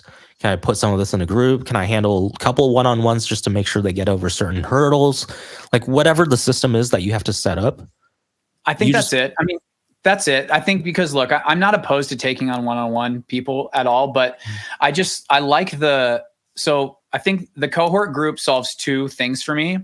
It solves being able to go through what I'm already doing with my one-on-one clients to not just one, but to many, right? And then I think, you know, I've had some very good entrepreneurial friends give me advice. I don't know if you know what Flow Chat is, or I basically have a friend named Sean Malone who lives in Vegas with me. He has a company called Flow Chat, which is like a DM goes into. Are you using? Kind of, but bro, if you don't know Flow Chat, bro, I'd love to introduce you to Sean because his thing is great. Are you using High Level or ClickFunnels? I'm switching from ClickFunnels to High Level. Okay, so dude, I use Go High Level, and dude, so Flow Chat basically it integrates like perfectly into Go High Level, and it's a way to like, dude, they just set up a thing where it's called Flow Voice, and it literally like is a beautiful. I actually talked to it on the phone. It's like a beautiful AI that can call like 100,000 people, bro. And so, dude, it's like that's a new thing. And then there's also just like how you know your pipeline, dude. It's amazing. I'll definitely make that connection for you because if you're doing High Level, like it's amazing. So, and I connected with him because we both do disc golf, but basically I say all that to say Sean has been a very, very he's not my personal coach, but he's just been an amazing friend. It's like he walked me through setting up a funnel, and I did it in like the next day. So he saw me he saw my hunger, he saw the mission, and he gave me advice, and I implemented it like the next day. So he's just been very nice. But one of the things that he told me was, don't record a course yet. Like, use this 6-week cohort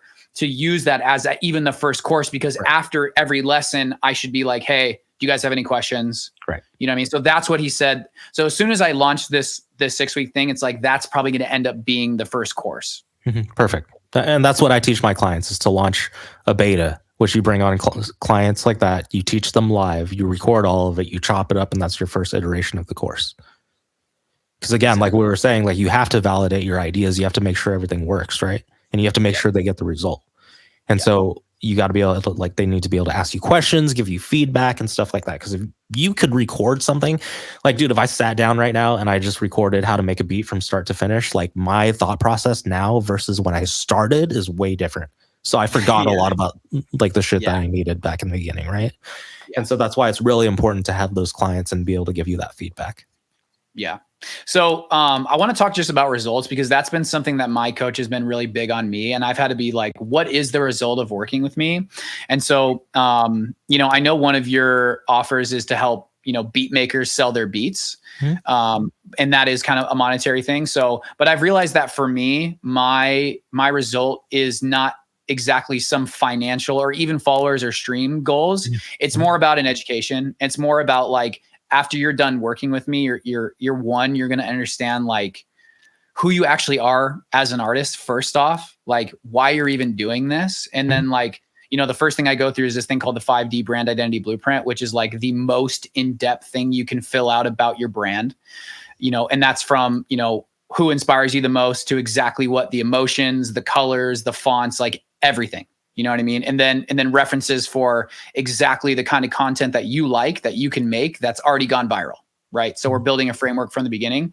But after that, man, is in education. It's like, so after you work with me, not only do my one-on-one clients literally get every single call and notes recorded for them. So it's like, I'm almost building a personalized course for them over the span of 6 months. And so, you know, my result is, you will have a complete education on exactly what to do to grow your music and your brand for every single song and release indefinitely. So it's like, I'm building an education for you and with you. And so my result is like extreme clarity on exactly who you are, what your brand is, and how to repeat that process. And then what does that clarity help them do? Build a sustainable career. Okay. So that's the kind of stuff you want to talk about, right? Yeah, for sure. Like in your marketing as well. Because like it's very, like, obviously people value things outside of just money and just finances, especially creatives, because they're emotionally driven, and we do things for purposes outside of just money. We even make money for different purposes of outside of money, right? So that's the kind of stuff that you want to talk about. Like, sometimes, like, what we think is the end result may just be a stepping stone to the actual end result. And so the education, they don't just want the education just to be educated. They want the education to lead to something else. Yep. And that's a lot of what we want to talk about, is that end result. So if they want a career out of music, what would happen if they didn't have the education with you? What's the cost of it? Dude, here's my heaven and hell. And I say this is the truth. So it's like, what happened to me is, by the time I learned what to do, I had already lost my love for making music. So the worst thing is this. The worst thing is, like, you know, and I go through this. It's like, and this is how I've closed people, is like, you're going to learn in time, or you're going to learn in money. You know, you're going to pay either way. And so, you know, to direct it to why I'm doing this and why I'm on the call with you, you know, artists, is, you know, I learned all the lessons. And by the time I learned the lessons, I literally lost my entire love for creating music. So that's the worst case scenario for you, is like, you could go spend the next 5-10 years trying to figure this stuff out. But at some point, maybe once you learn it and you know what to do, you're like, I don't even want to do music anymore. This isn't even fun. I don't care.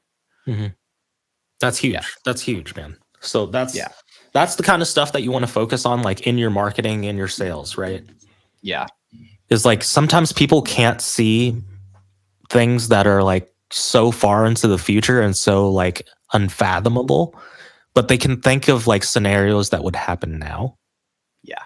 So, like, if there's costs now, if I don't do anything, that's something that they have to deal with right now. Whereas if it's something future paced, that's something for future Chris to deal with. So I'll deal with that when that comes. It's like the whole procrastination thing. Like, we know these things are going to catch up to us at one point, but right now it doesn't matter. So you just want to talk about the things right now also. Like, how are you going to be stuck now? What's it going to cost you now if you don't do this? Yeah. Can you give me a couple like things to use for now that you felt like have been effective? Yeah. So the whole price thing, right? Like what I just talked about, like you've already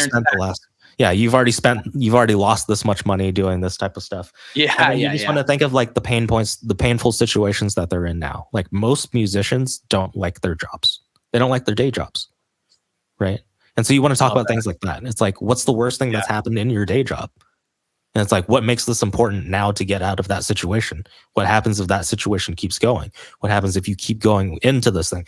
And so a lot of people like also fear the being comfortable. Like, my job pays well. I'm starting to slow down on my music because like I'm so tired after work. It's like, what do you think would happen if that went on for like another 2 years? It's like, well, I'm already getting burnt out. I'm already starting to feel like, maybe this isn't so bad if I just were to do this. And it's like, would you kind of feel like regret if you never tried? And so those are the types of things that would happen now, right? If you don't do this now, like, that's what's going to happen. And so I just ask them those types of questions and have them answer it themselves. Are you playing over there? Playing a little bagpipe or what? I just hit play on iTunes and it was on a song by Jacob, EDM producer. But love it. Did I answer anything? Yeah, no, you did, dude. What I was gonna say too is like, oh man, I think we both brain farted. Hold up. It was the bagpipes. It was the bagpipes, man. I just completely reset. All right, quick pause. We're talking about cost of inaction now, right?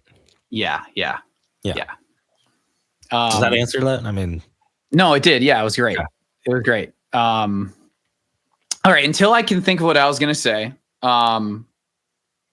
Do you have any music out that's you? I haven't put out music in a long time, man. I mean, I've made like some stuff for artists and stuff, but I haven't released anything in a long time.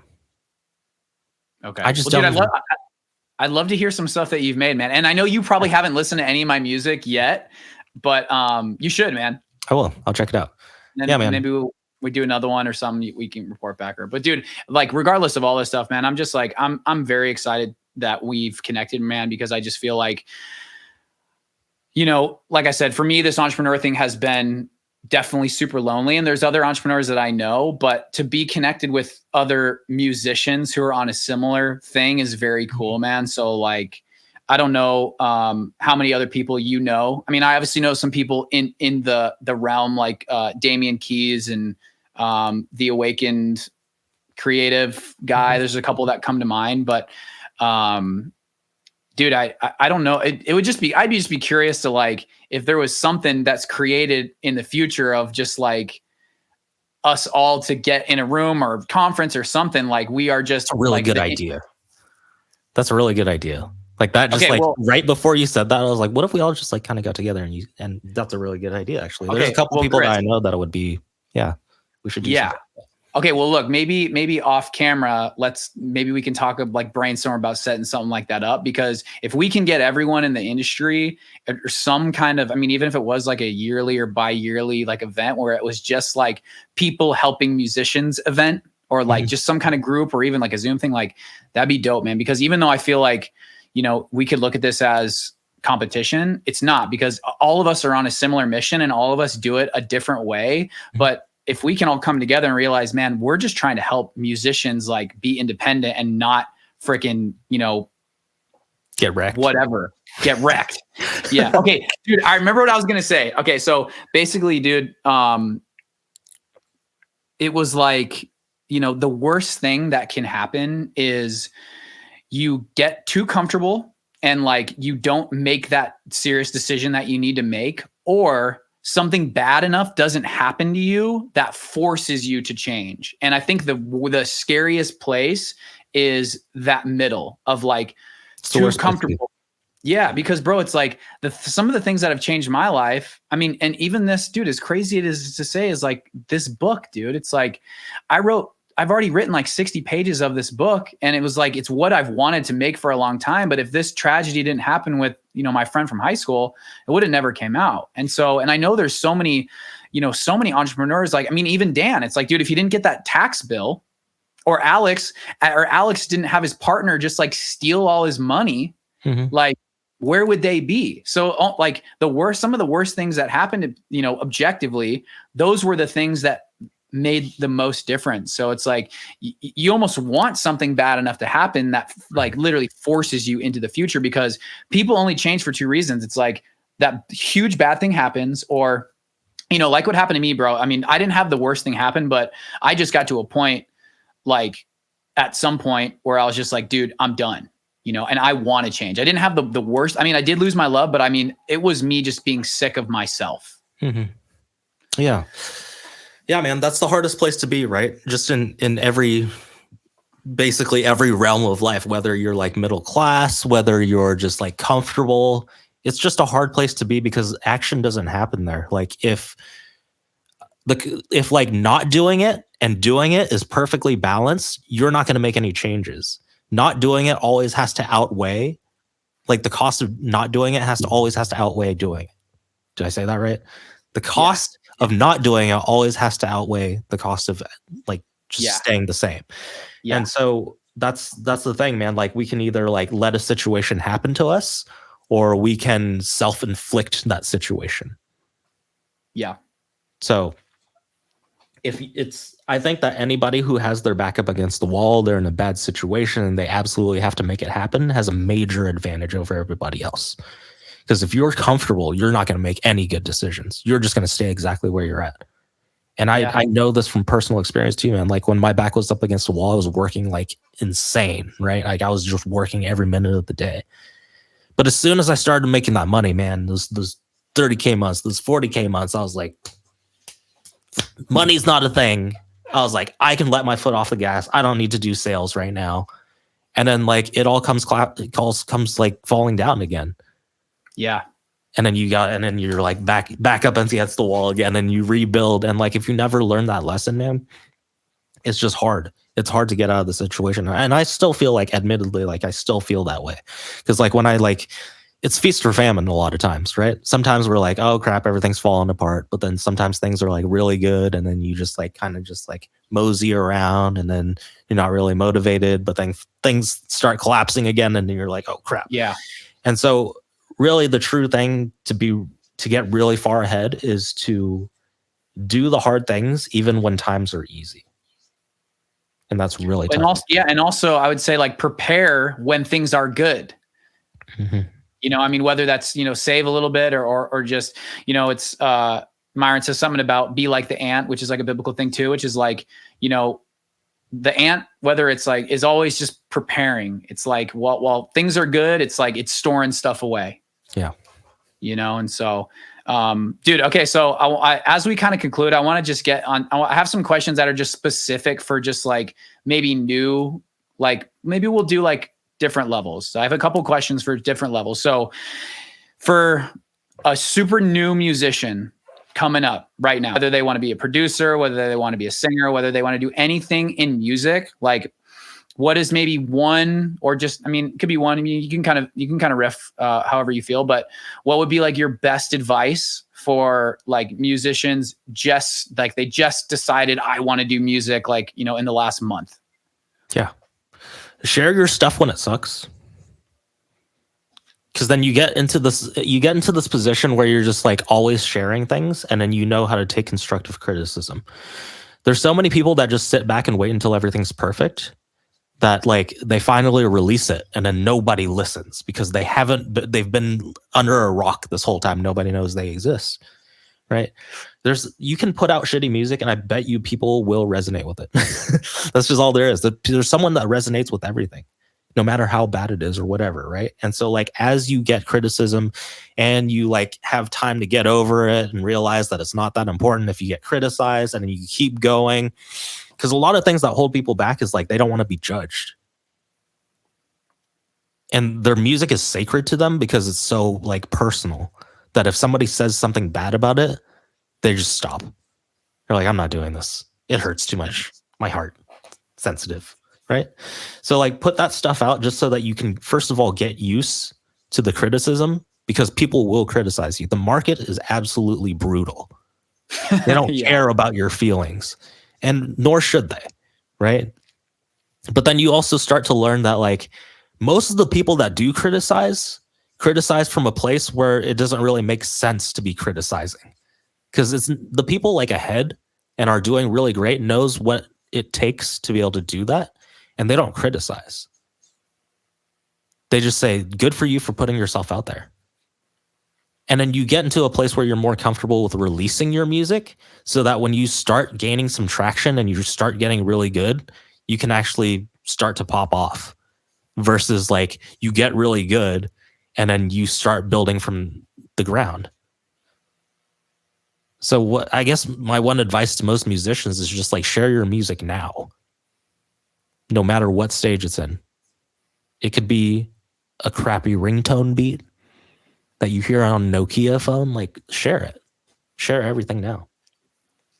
Bro, I love that so much, man. And I think, you know, with what, because obviously the musicians I'm working with are not new musicians. And, you know, I'm trying to help. I think, as you probably know, man, my biggest hurdle with most musicians is like, yes, you got to have one good song that we can stand on, but is like, dude, we need to tighten up as quickly as we can your brand and who are you, so that we can have a framework that we can just batch, you know, 300 pieces of content, whatever it is, into something that we know, something that we've built from the ground up. But I think, you know, on the flip side of that, you know, I guess first off, to stay on that side, my goal is I want to get into building a solid foundation that we can experiment from, but is going to save a musician as much time as possible from having to just experiment and just like, you know, not do what works or just whatever. And then they're just getting up every day and be like, I'm just going to make this random post today and just like, we'll see what happens. You know what I mean? But I think when you're at a very early level, dude, the biggest learner or the biggest teacher is putting something out there, releasing it, and knowing you can't touch it anymore. Mm-hmm. Absolutely. Because dude, it's like, if you learn something from that, I mean, dude, every single song I've ever released my entire life, I could go back to and be like, I could fix that. Right. Absolutely. You know, I mean, finish is better than perfect, obviously is a thing that we all know. But dude, I think that is so great, because another thing I've had to tell a lot of my artists is, dude, first off, you're not Illenium yet. And if you want to be bigger than him, or you want to, you know, that's like a lot of the musicians I work with, it's like, that's the guy who they want to be like. Right. Mm-hmm. So I'm like, Illenium people. Illenium people. I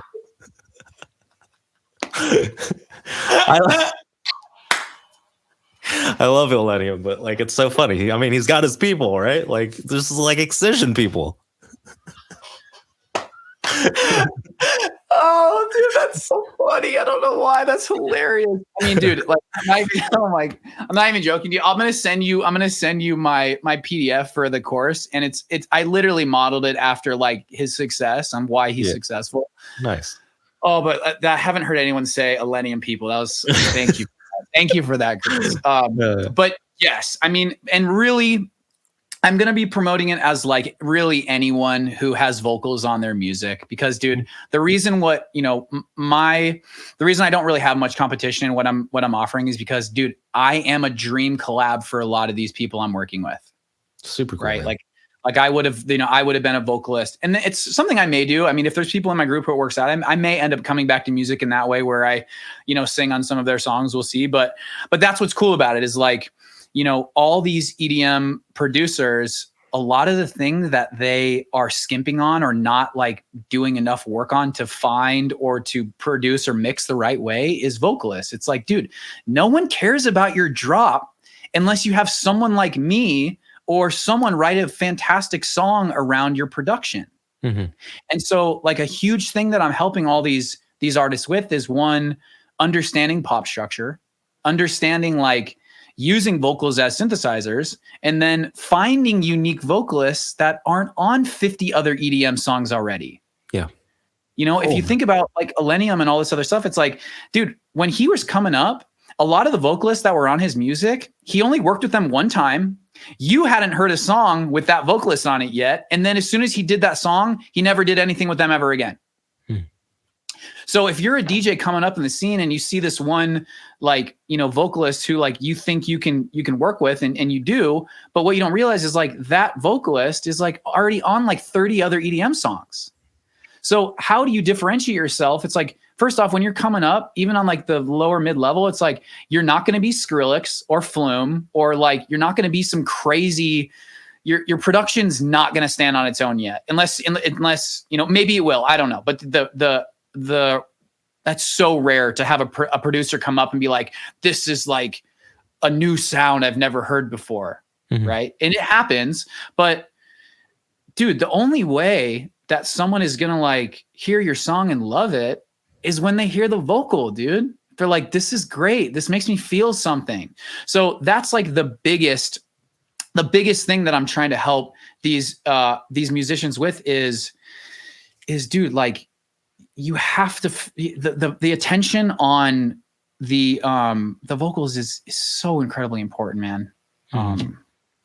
I forget where I was going with that. Now I'm just thinking about Illenium people again.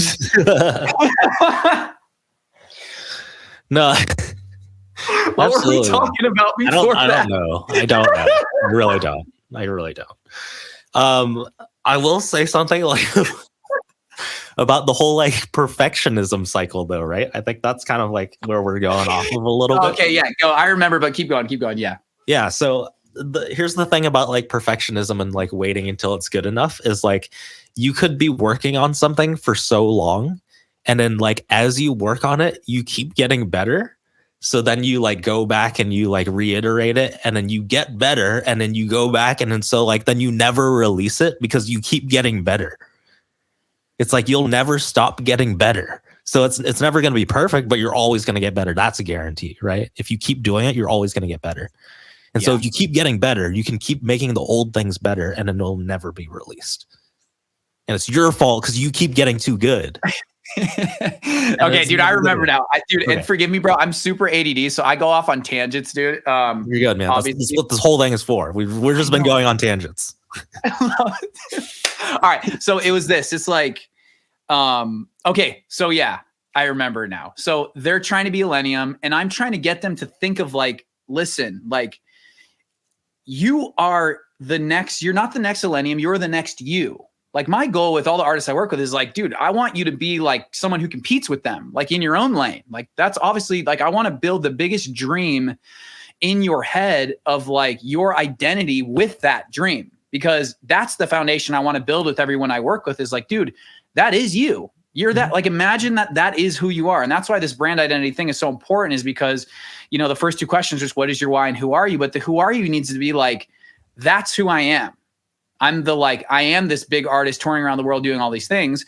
But what I've tried to tell them is like, dude, act like you're already them, and imagine how cool it is for the fans of you if you bring them into your process. So I think to go back to even just musicians just starting is like, if you can already, because dude, the content thing and the sharing things, it's such a muscle that has to be exercised. And it's just like going to the gym. It's just like anything else. It's like, you have to get in the habit and the routine of sharing your process, sharing your art, sharing your brand consistently. And if you can build that muscle up at the beginning while you suck, and you can get used to like doing content and sharing and bringing people to the process, by the time you get to the level where you're good, not only are you going to have fans or just like friends or whoever that are going to see your progression and how cool that is. And I think the other thing to consider too is, dude, you know, a huge reason why people like Illenium's story is because they know like he overdosed and almost died or something. It's like a huge part of his story. So it's like, people get connected with the story, with knowing who someone is. And that's why so many more people like him, is because they know his story. So if you're a new artist, like, dude, you know, get in that process of sharing yourself, sharing your story, getting that muscle of making content. So by the time your music is good, like you have so much, you're like building a friggin' focus group by the people who do give you crap or do like say, hey, this is great. So dude, absolutely love that, man. Yeah, completely, man. Like I think everybody has an advantage that no one else has lived their life. Every single person, right? Everyone has a unique story. And that's what people resonate with, is the story and the personality, not just the music in itself, but also the story behind it.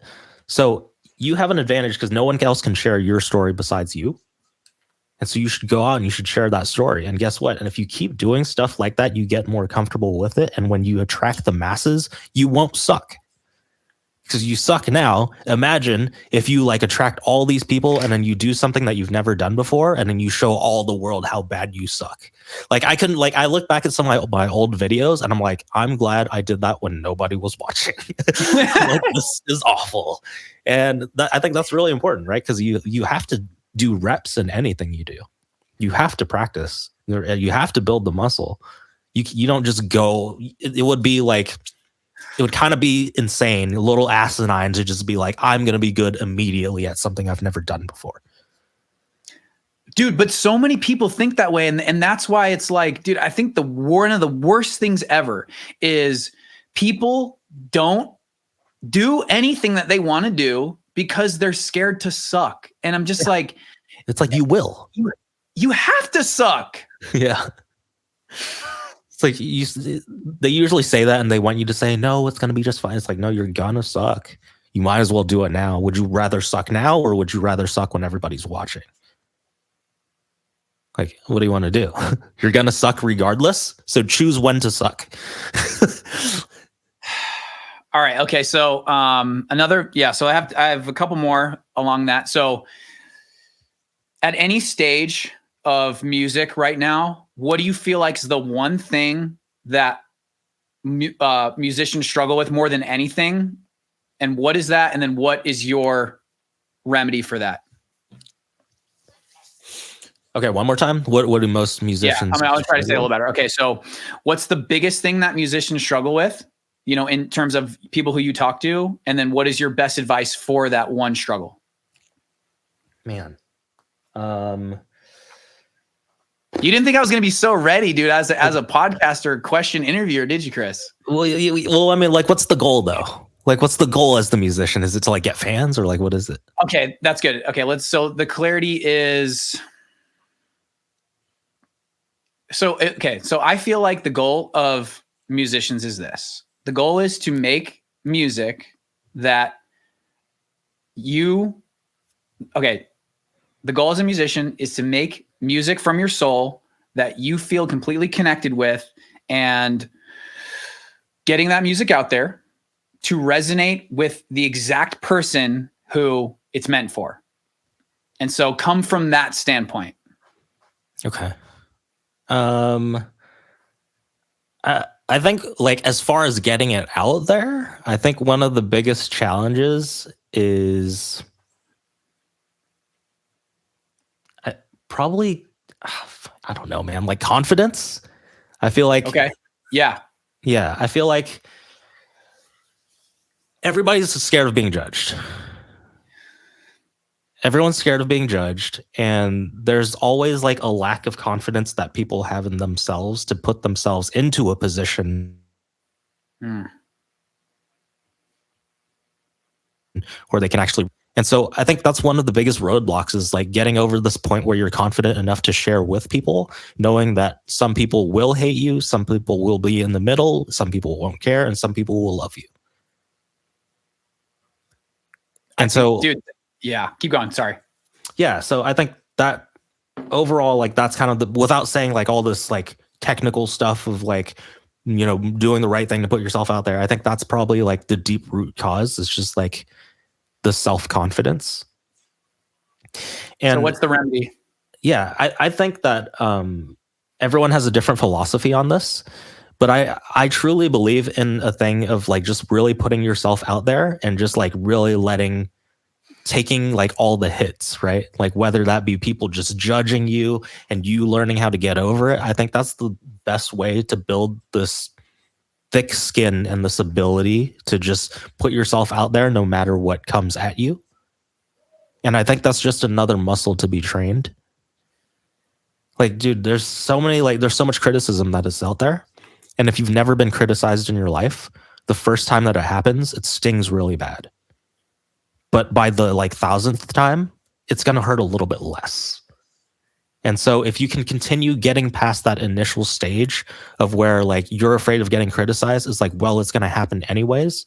You let it happen and then you keep going anyways. Because you can't be scared of the thing that like those things happen anyways. The criticism, the hate, that happens anyways, whether you want it or not. It's just your ability to say, hey, this is going to happen anyways, but what am I going to do once that happens? What's my next move? And most people give up.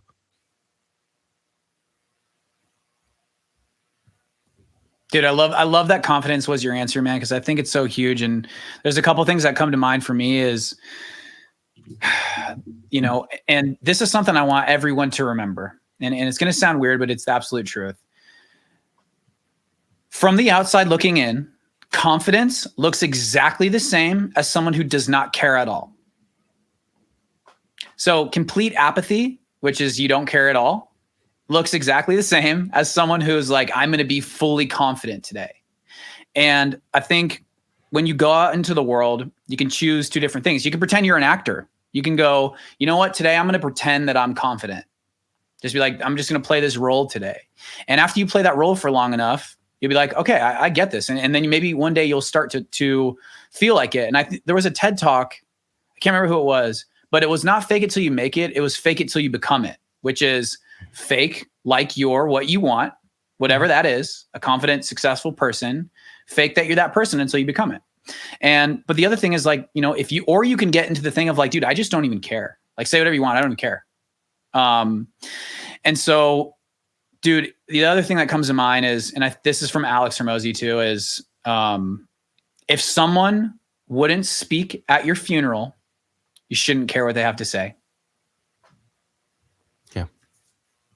But man, it's very hard. It's very hard to not, you know, let it sting, because especially musicians, we're super sensitive. I think the last thing that I would say about it is, regardless of what state you're at, and if we think about what we're here to do, which is to serve other people, if someone sees you confidently, or even if they know you're scared, like putting yourself out there, you got to understand that there's always someone watching. And maybe that person who's a musician or just someone doing anything, maybe when they see you being, you know, putting yourself out there, maybe that inspires them to do the same. So as scary as these things may be to you, remember that you stepping into that uncomfort zone is going to inspire someone to do the same thing. And maybe that helps you get over the hurdle too. Yeah, absolutely. There's also another thing I wanted to say about that is like the whole not caring thing, to be confident. Yeah. There's just such a fine line, because like the side of it, there's one side of it that's really toxic, and it's to say, like, let's say someone gives you some hate and then you say, I don't care, but then you actually care deep down inside. That's really toxic, because then you're in a position where you're essentially trying to lie to yourself, but then you're actually mostly just burying it. But I think the better way to look at it is like, if someone gives you hate and you truly care about it, you really need to just like sit in that for a second and be like, you know what? This actually stings. Why does it sting though? Like what part about it stings? Yeah. Okay. This part about it stings. Okay, cool. Well, what can I do? Is it true or is it false? If it's true, maybe I should look at adjusting it. If it's false, then like, should I really care about it? And if I did care about it, if I continued caring about it, like what does that do for me? Yeah. Does it do anything positive for me? No, not necessarily. And so like when you start to analyze these things and really dig deep into the reasons why, it starts to make more sense to you, because then you find the evidence of why it doesn't matter as much, right? And you start to see other perspectives and you're just like, okay, so what I know that I care about this because it hurt. but when I break it down, it doesn't make any sense. Because I'm truly the opposite of what they're saying. Yeah. So like they're wrong. So like, why should I care about it? And when you can get into that frame of thinking, you just it starts to make more sense.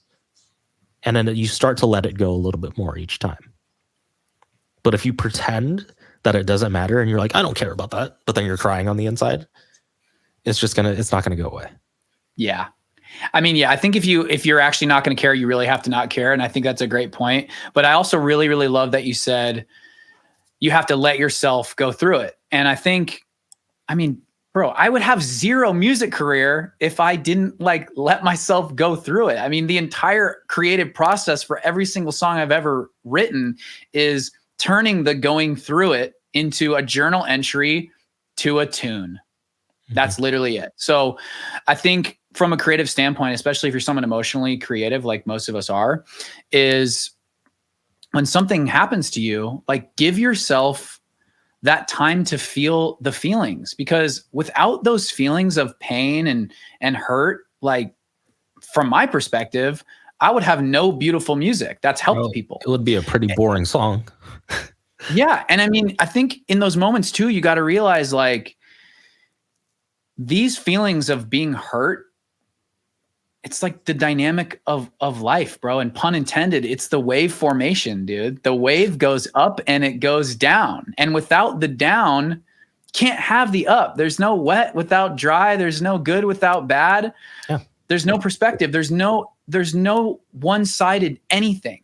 And so, you know, it might seem really simple, but I think when you're really you're going through something, let yourself like go through that and realize like, this is just a part of life. And if I feel hurt by this, like, okay, but how can I get to the other side? Where's the good in this? And I think a lot of people feel lost because they're living on just the one side.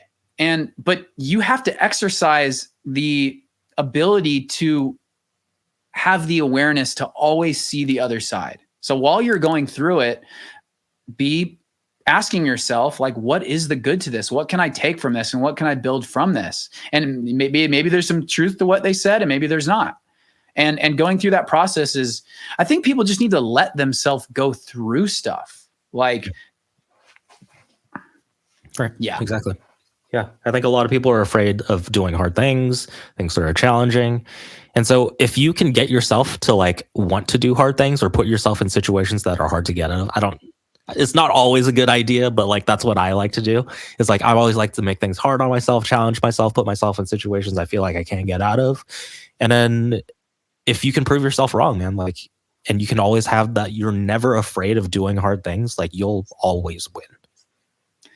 Dude, I can reference this because, bro, I've gone through a massive transformation in terms of fitness over the past 8 months. And dude, I didn't see any real progress for a while. And every time I went in the gym, I felt like, not like an imposter, but like now I feel like it's my home in a way. But dude, to this day, right now, it's like when I do legs, and I did legs last night, the least favorite exercise that I do is these lunges. And I hate them. I skipped them last time because I didn't want to do them, but I did them last night and just like hated it. But it's like, dude, you know, on a very physical level, it's like, you know, and whatever it is, creative or business, it's like you have to voluntarily put yourself in really tough situations and getting to the point where you go like, I know this is going to be hard and I'm going to volunteer to do this hard thing, and realize like that is the only real growth happens in your volunteering to put yourself in things that are tough. Right. Absolutely, man. It's always like self-inflicting challenges. That's like the only way, because no one else is going to inflict it on you. Well, it will happen. Like there will be times where things come up, but then like if you're not trained, like how are you going to get over it? Well, dude, I think to piggyback off that, I think if you don't put yourself in situations voluntarily to struggle, someone else will put you in those situations that will be out of your control. So it's like you either volunteer to put yourself in these struggling situations to teach you and to grow you into the person that you need to be, independent, whatever, good musician, successful, or the world, it's like, it's going to come and you're going to be put in those situations that you're going to struggle and it's not going to be your choice. So it's like, you get to decide, but it's like, if you wait, like that struggling situation is going to come. And if you're not prepared for it, or if you haven't built that muscle by yourself, it's like, good luck. And I don't even believe in luck, but good luck. Yeah, yeah, man. I mean, challenges are always going to come, right? Hard things that you don't want to happen to you are always going to come. And then like, it's just a matter of like how prepared you are. So like Batman's always prepared, right? So he's always just ready to take on crime and stuff like that. But like the average person, like if you don't do anything about it, man, like that wave hits you and you're going to be like drowning. You're just going to be like, oh God, like what do I do about this? And so I think that's probably one of the best skills or one of the best things, characteristics and traits that you could have is like always try to do hard things. Always put yourself in situations where you overcome hard challenges. Yeah, man. Our entire culture, I think the thing to really try to be aware of too is our entire culture, every single thing that exists from your phone to entertainment, it's all to put you in the state of comfortable, never struggling. You have exactly what you want when you want it. And it is, dude, it's a struggle to break free of that because every single thing in society is getting you to be comfortable, docile, relying on the government. Yeah, absolutely. Yeah. Break out of the matrix, man. It's tough. Break out, man. It's hard. Remember the scene where Trinity's like, Neo wants to get out of the car. And Trinity goes like, you've been down that path, Neo. You know where it leads. And he thinks about it and then he gets back in. But it's like, I mean, dude, it's tough, man. It's like people are so, I think, to talk about the Matrix, and that was one of my favorite movies ever, is like the program that we have been programmed with. It's like, I can't remember who said it, but you can't act inconsistent, or how do I say that? How was it say? You can't act inconsistent with the consistency of your programming or something like that. So it's like, dude, the programming is so incredibly strong that it takes so much willpower to reprogram yourself. And that's really what it's doing. It's like, dude, my program that, I really feel, and like I said this to my mom, she didn't like it, but it's just the truth. And I love my mom to death. And I'm trying to help my mom, find her purpose and serve the people that she's meant to and stuff like that. But, and I say like, I'm the person that's going to break the generational curse of money in my life. But man, it's like when I think about the programming that I've grown up with of like, oh, every business, like I remember my mom saying this, like, oh, most businesses fail or don't make any money in the first 5 years. And just like, dude, and my mom, admits it's like, when things got like really hard for her, it's like, she stopped, so it's like, I've had to go through so much deprogramming myself, to have new mindsets. And, I want to also tell everybody this is like, yes, sometimes we want to chill and we want to watch Netflix and we want to do stuff, but while you're trying to change your programming, you have to be so incredibly aware of what you let into your ears. It's like, I'm at the level now where I'm still like reprogramming myself. So that's like constantly listening and learning and reading new things so that like, I'm just downloading as much as I can of this success, struggle, like good struggle mindsets, learning business, like constantly, so that eventually like it's just in my program now. But, I'm someone who's eternally optimistic and I've always been looking for self-help type stuff. But even me, like I know the times where I go back into my anxiety or fear or like, poverty mindset. And so like, anyone out there, if you guys are really trying to change your life, whether it's music or business, it's like, you have to be so aware of your time. And I want to tell you that sometimes going to that movie, sometimes watching that Netflix show, binging that show, like it's not worth it. Completely. Yeah. And here's a fun exercise to just like really like understand how short time is. Right. You're 34, you said? Almost. I'm 35. November 30th. Hey guys, my birthday's coming up. Happy birthday. I'm 32, man. And what's retirement age? I mean, like what's my retirement age, or what's the standard? What's the general retirement Yeah, age? it's like what, 65, right? 65, right? So that means you have what, like 30 years? I have 30 something years. And if you like calculate that and you like divide that like by how many days, like how many days do we have? Do you have a calculator? Somebody do it. Do it. I don't have one close. And my phone's recording. Let's see. Dude, I want to say it's like 3,000. It's like a couple thousand, like 5,000. So if I did 365 days by 30 years, right? I mean, that's like 10,000 days. It's about 10,000 days. Yeah. That's not very much. 10,000 days. That's still 65. 10,000 days till 65. Yeah. Okay. That's how many like good years that you have to put into your career. We're going to be like 120, dude, I think with the technology, I feel like we're going to live pretty long. Yeah. For those that take, I want to think that, but I'm with you. Yeah. You see what I mean though? Like most people retire at 65. So we think we have all this time because we've spent so much time lollygagging, but like really like 10,000 days.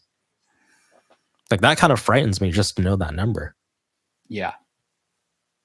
That's the good years I have to put into like growing my career, to making money, so that when I'm 65, I'm going to be too old to be like grinding like this. And it slowly, like, you get older too, right? And so your performance isn't exactly the same as it was years ago. Yeah.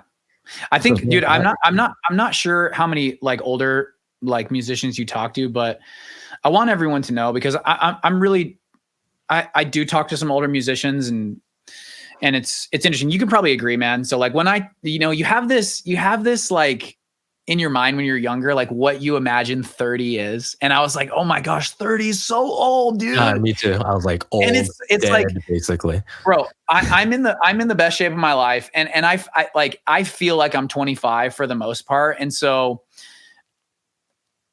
I think for most people, I think the biggest, and dude, one of the chapters in the book is called comparison versus inspiration. And a big part of that book is talking about the age comparison. And I used to do this all the time. I used to when Billie Eilish came out, I looked up her age and it's like result 17. It's like, God dang it. And, and you look up all these people, but here's the thing. What everyone needs to understand is art, great business, timeless, good ideas have no time limit. And it's like one of my favorite ones, and I know this is like a funny one, is like Colonel Sanders didn't launch KFC until he was like 62.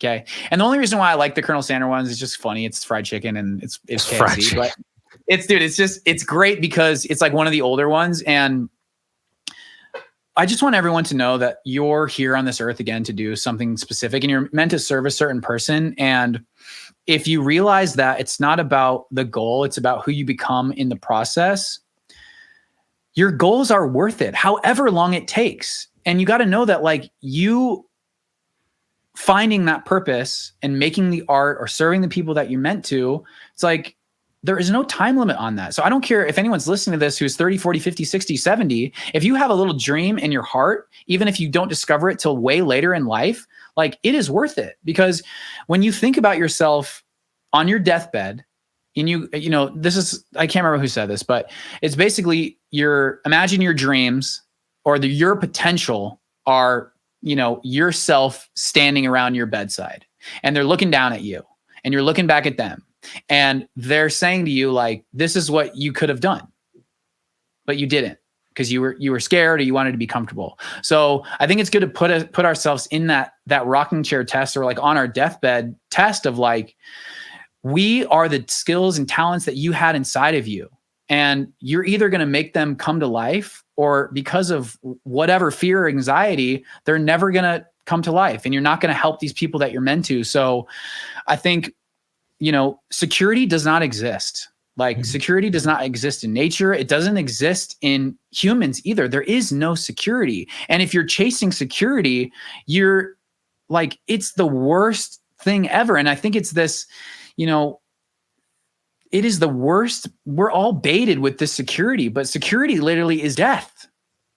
It really is. So do not chase security. Like, chase what you are meant to do. And it doesn't matter how old you are. If you feel like you want to write a book or sing a song or make a business, like, do that thing, and do not let anyone in your life convince you that you shouldn't. Mm-hmm. Yeah. And that's just to assume that you're going to get old.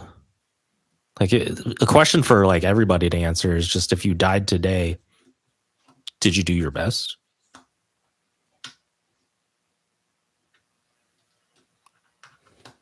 If not, yeah, dude, death is, it's like the thing. Yeah. Change now. It's like the thing. Death is the best motivator because it's the thing that we all have in common. Mm-hmm. Yep.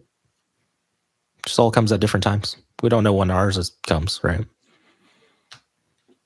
Yeah, man. I mean, dude, and what happened last week, it's like, it's a reminder, man, of like, and I think just because it was someone who was like the last person in my life I would ever think that happens to,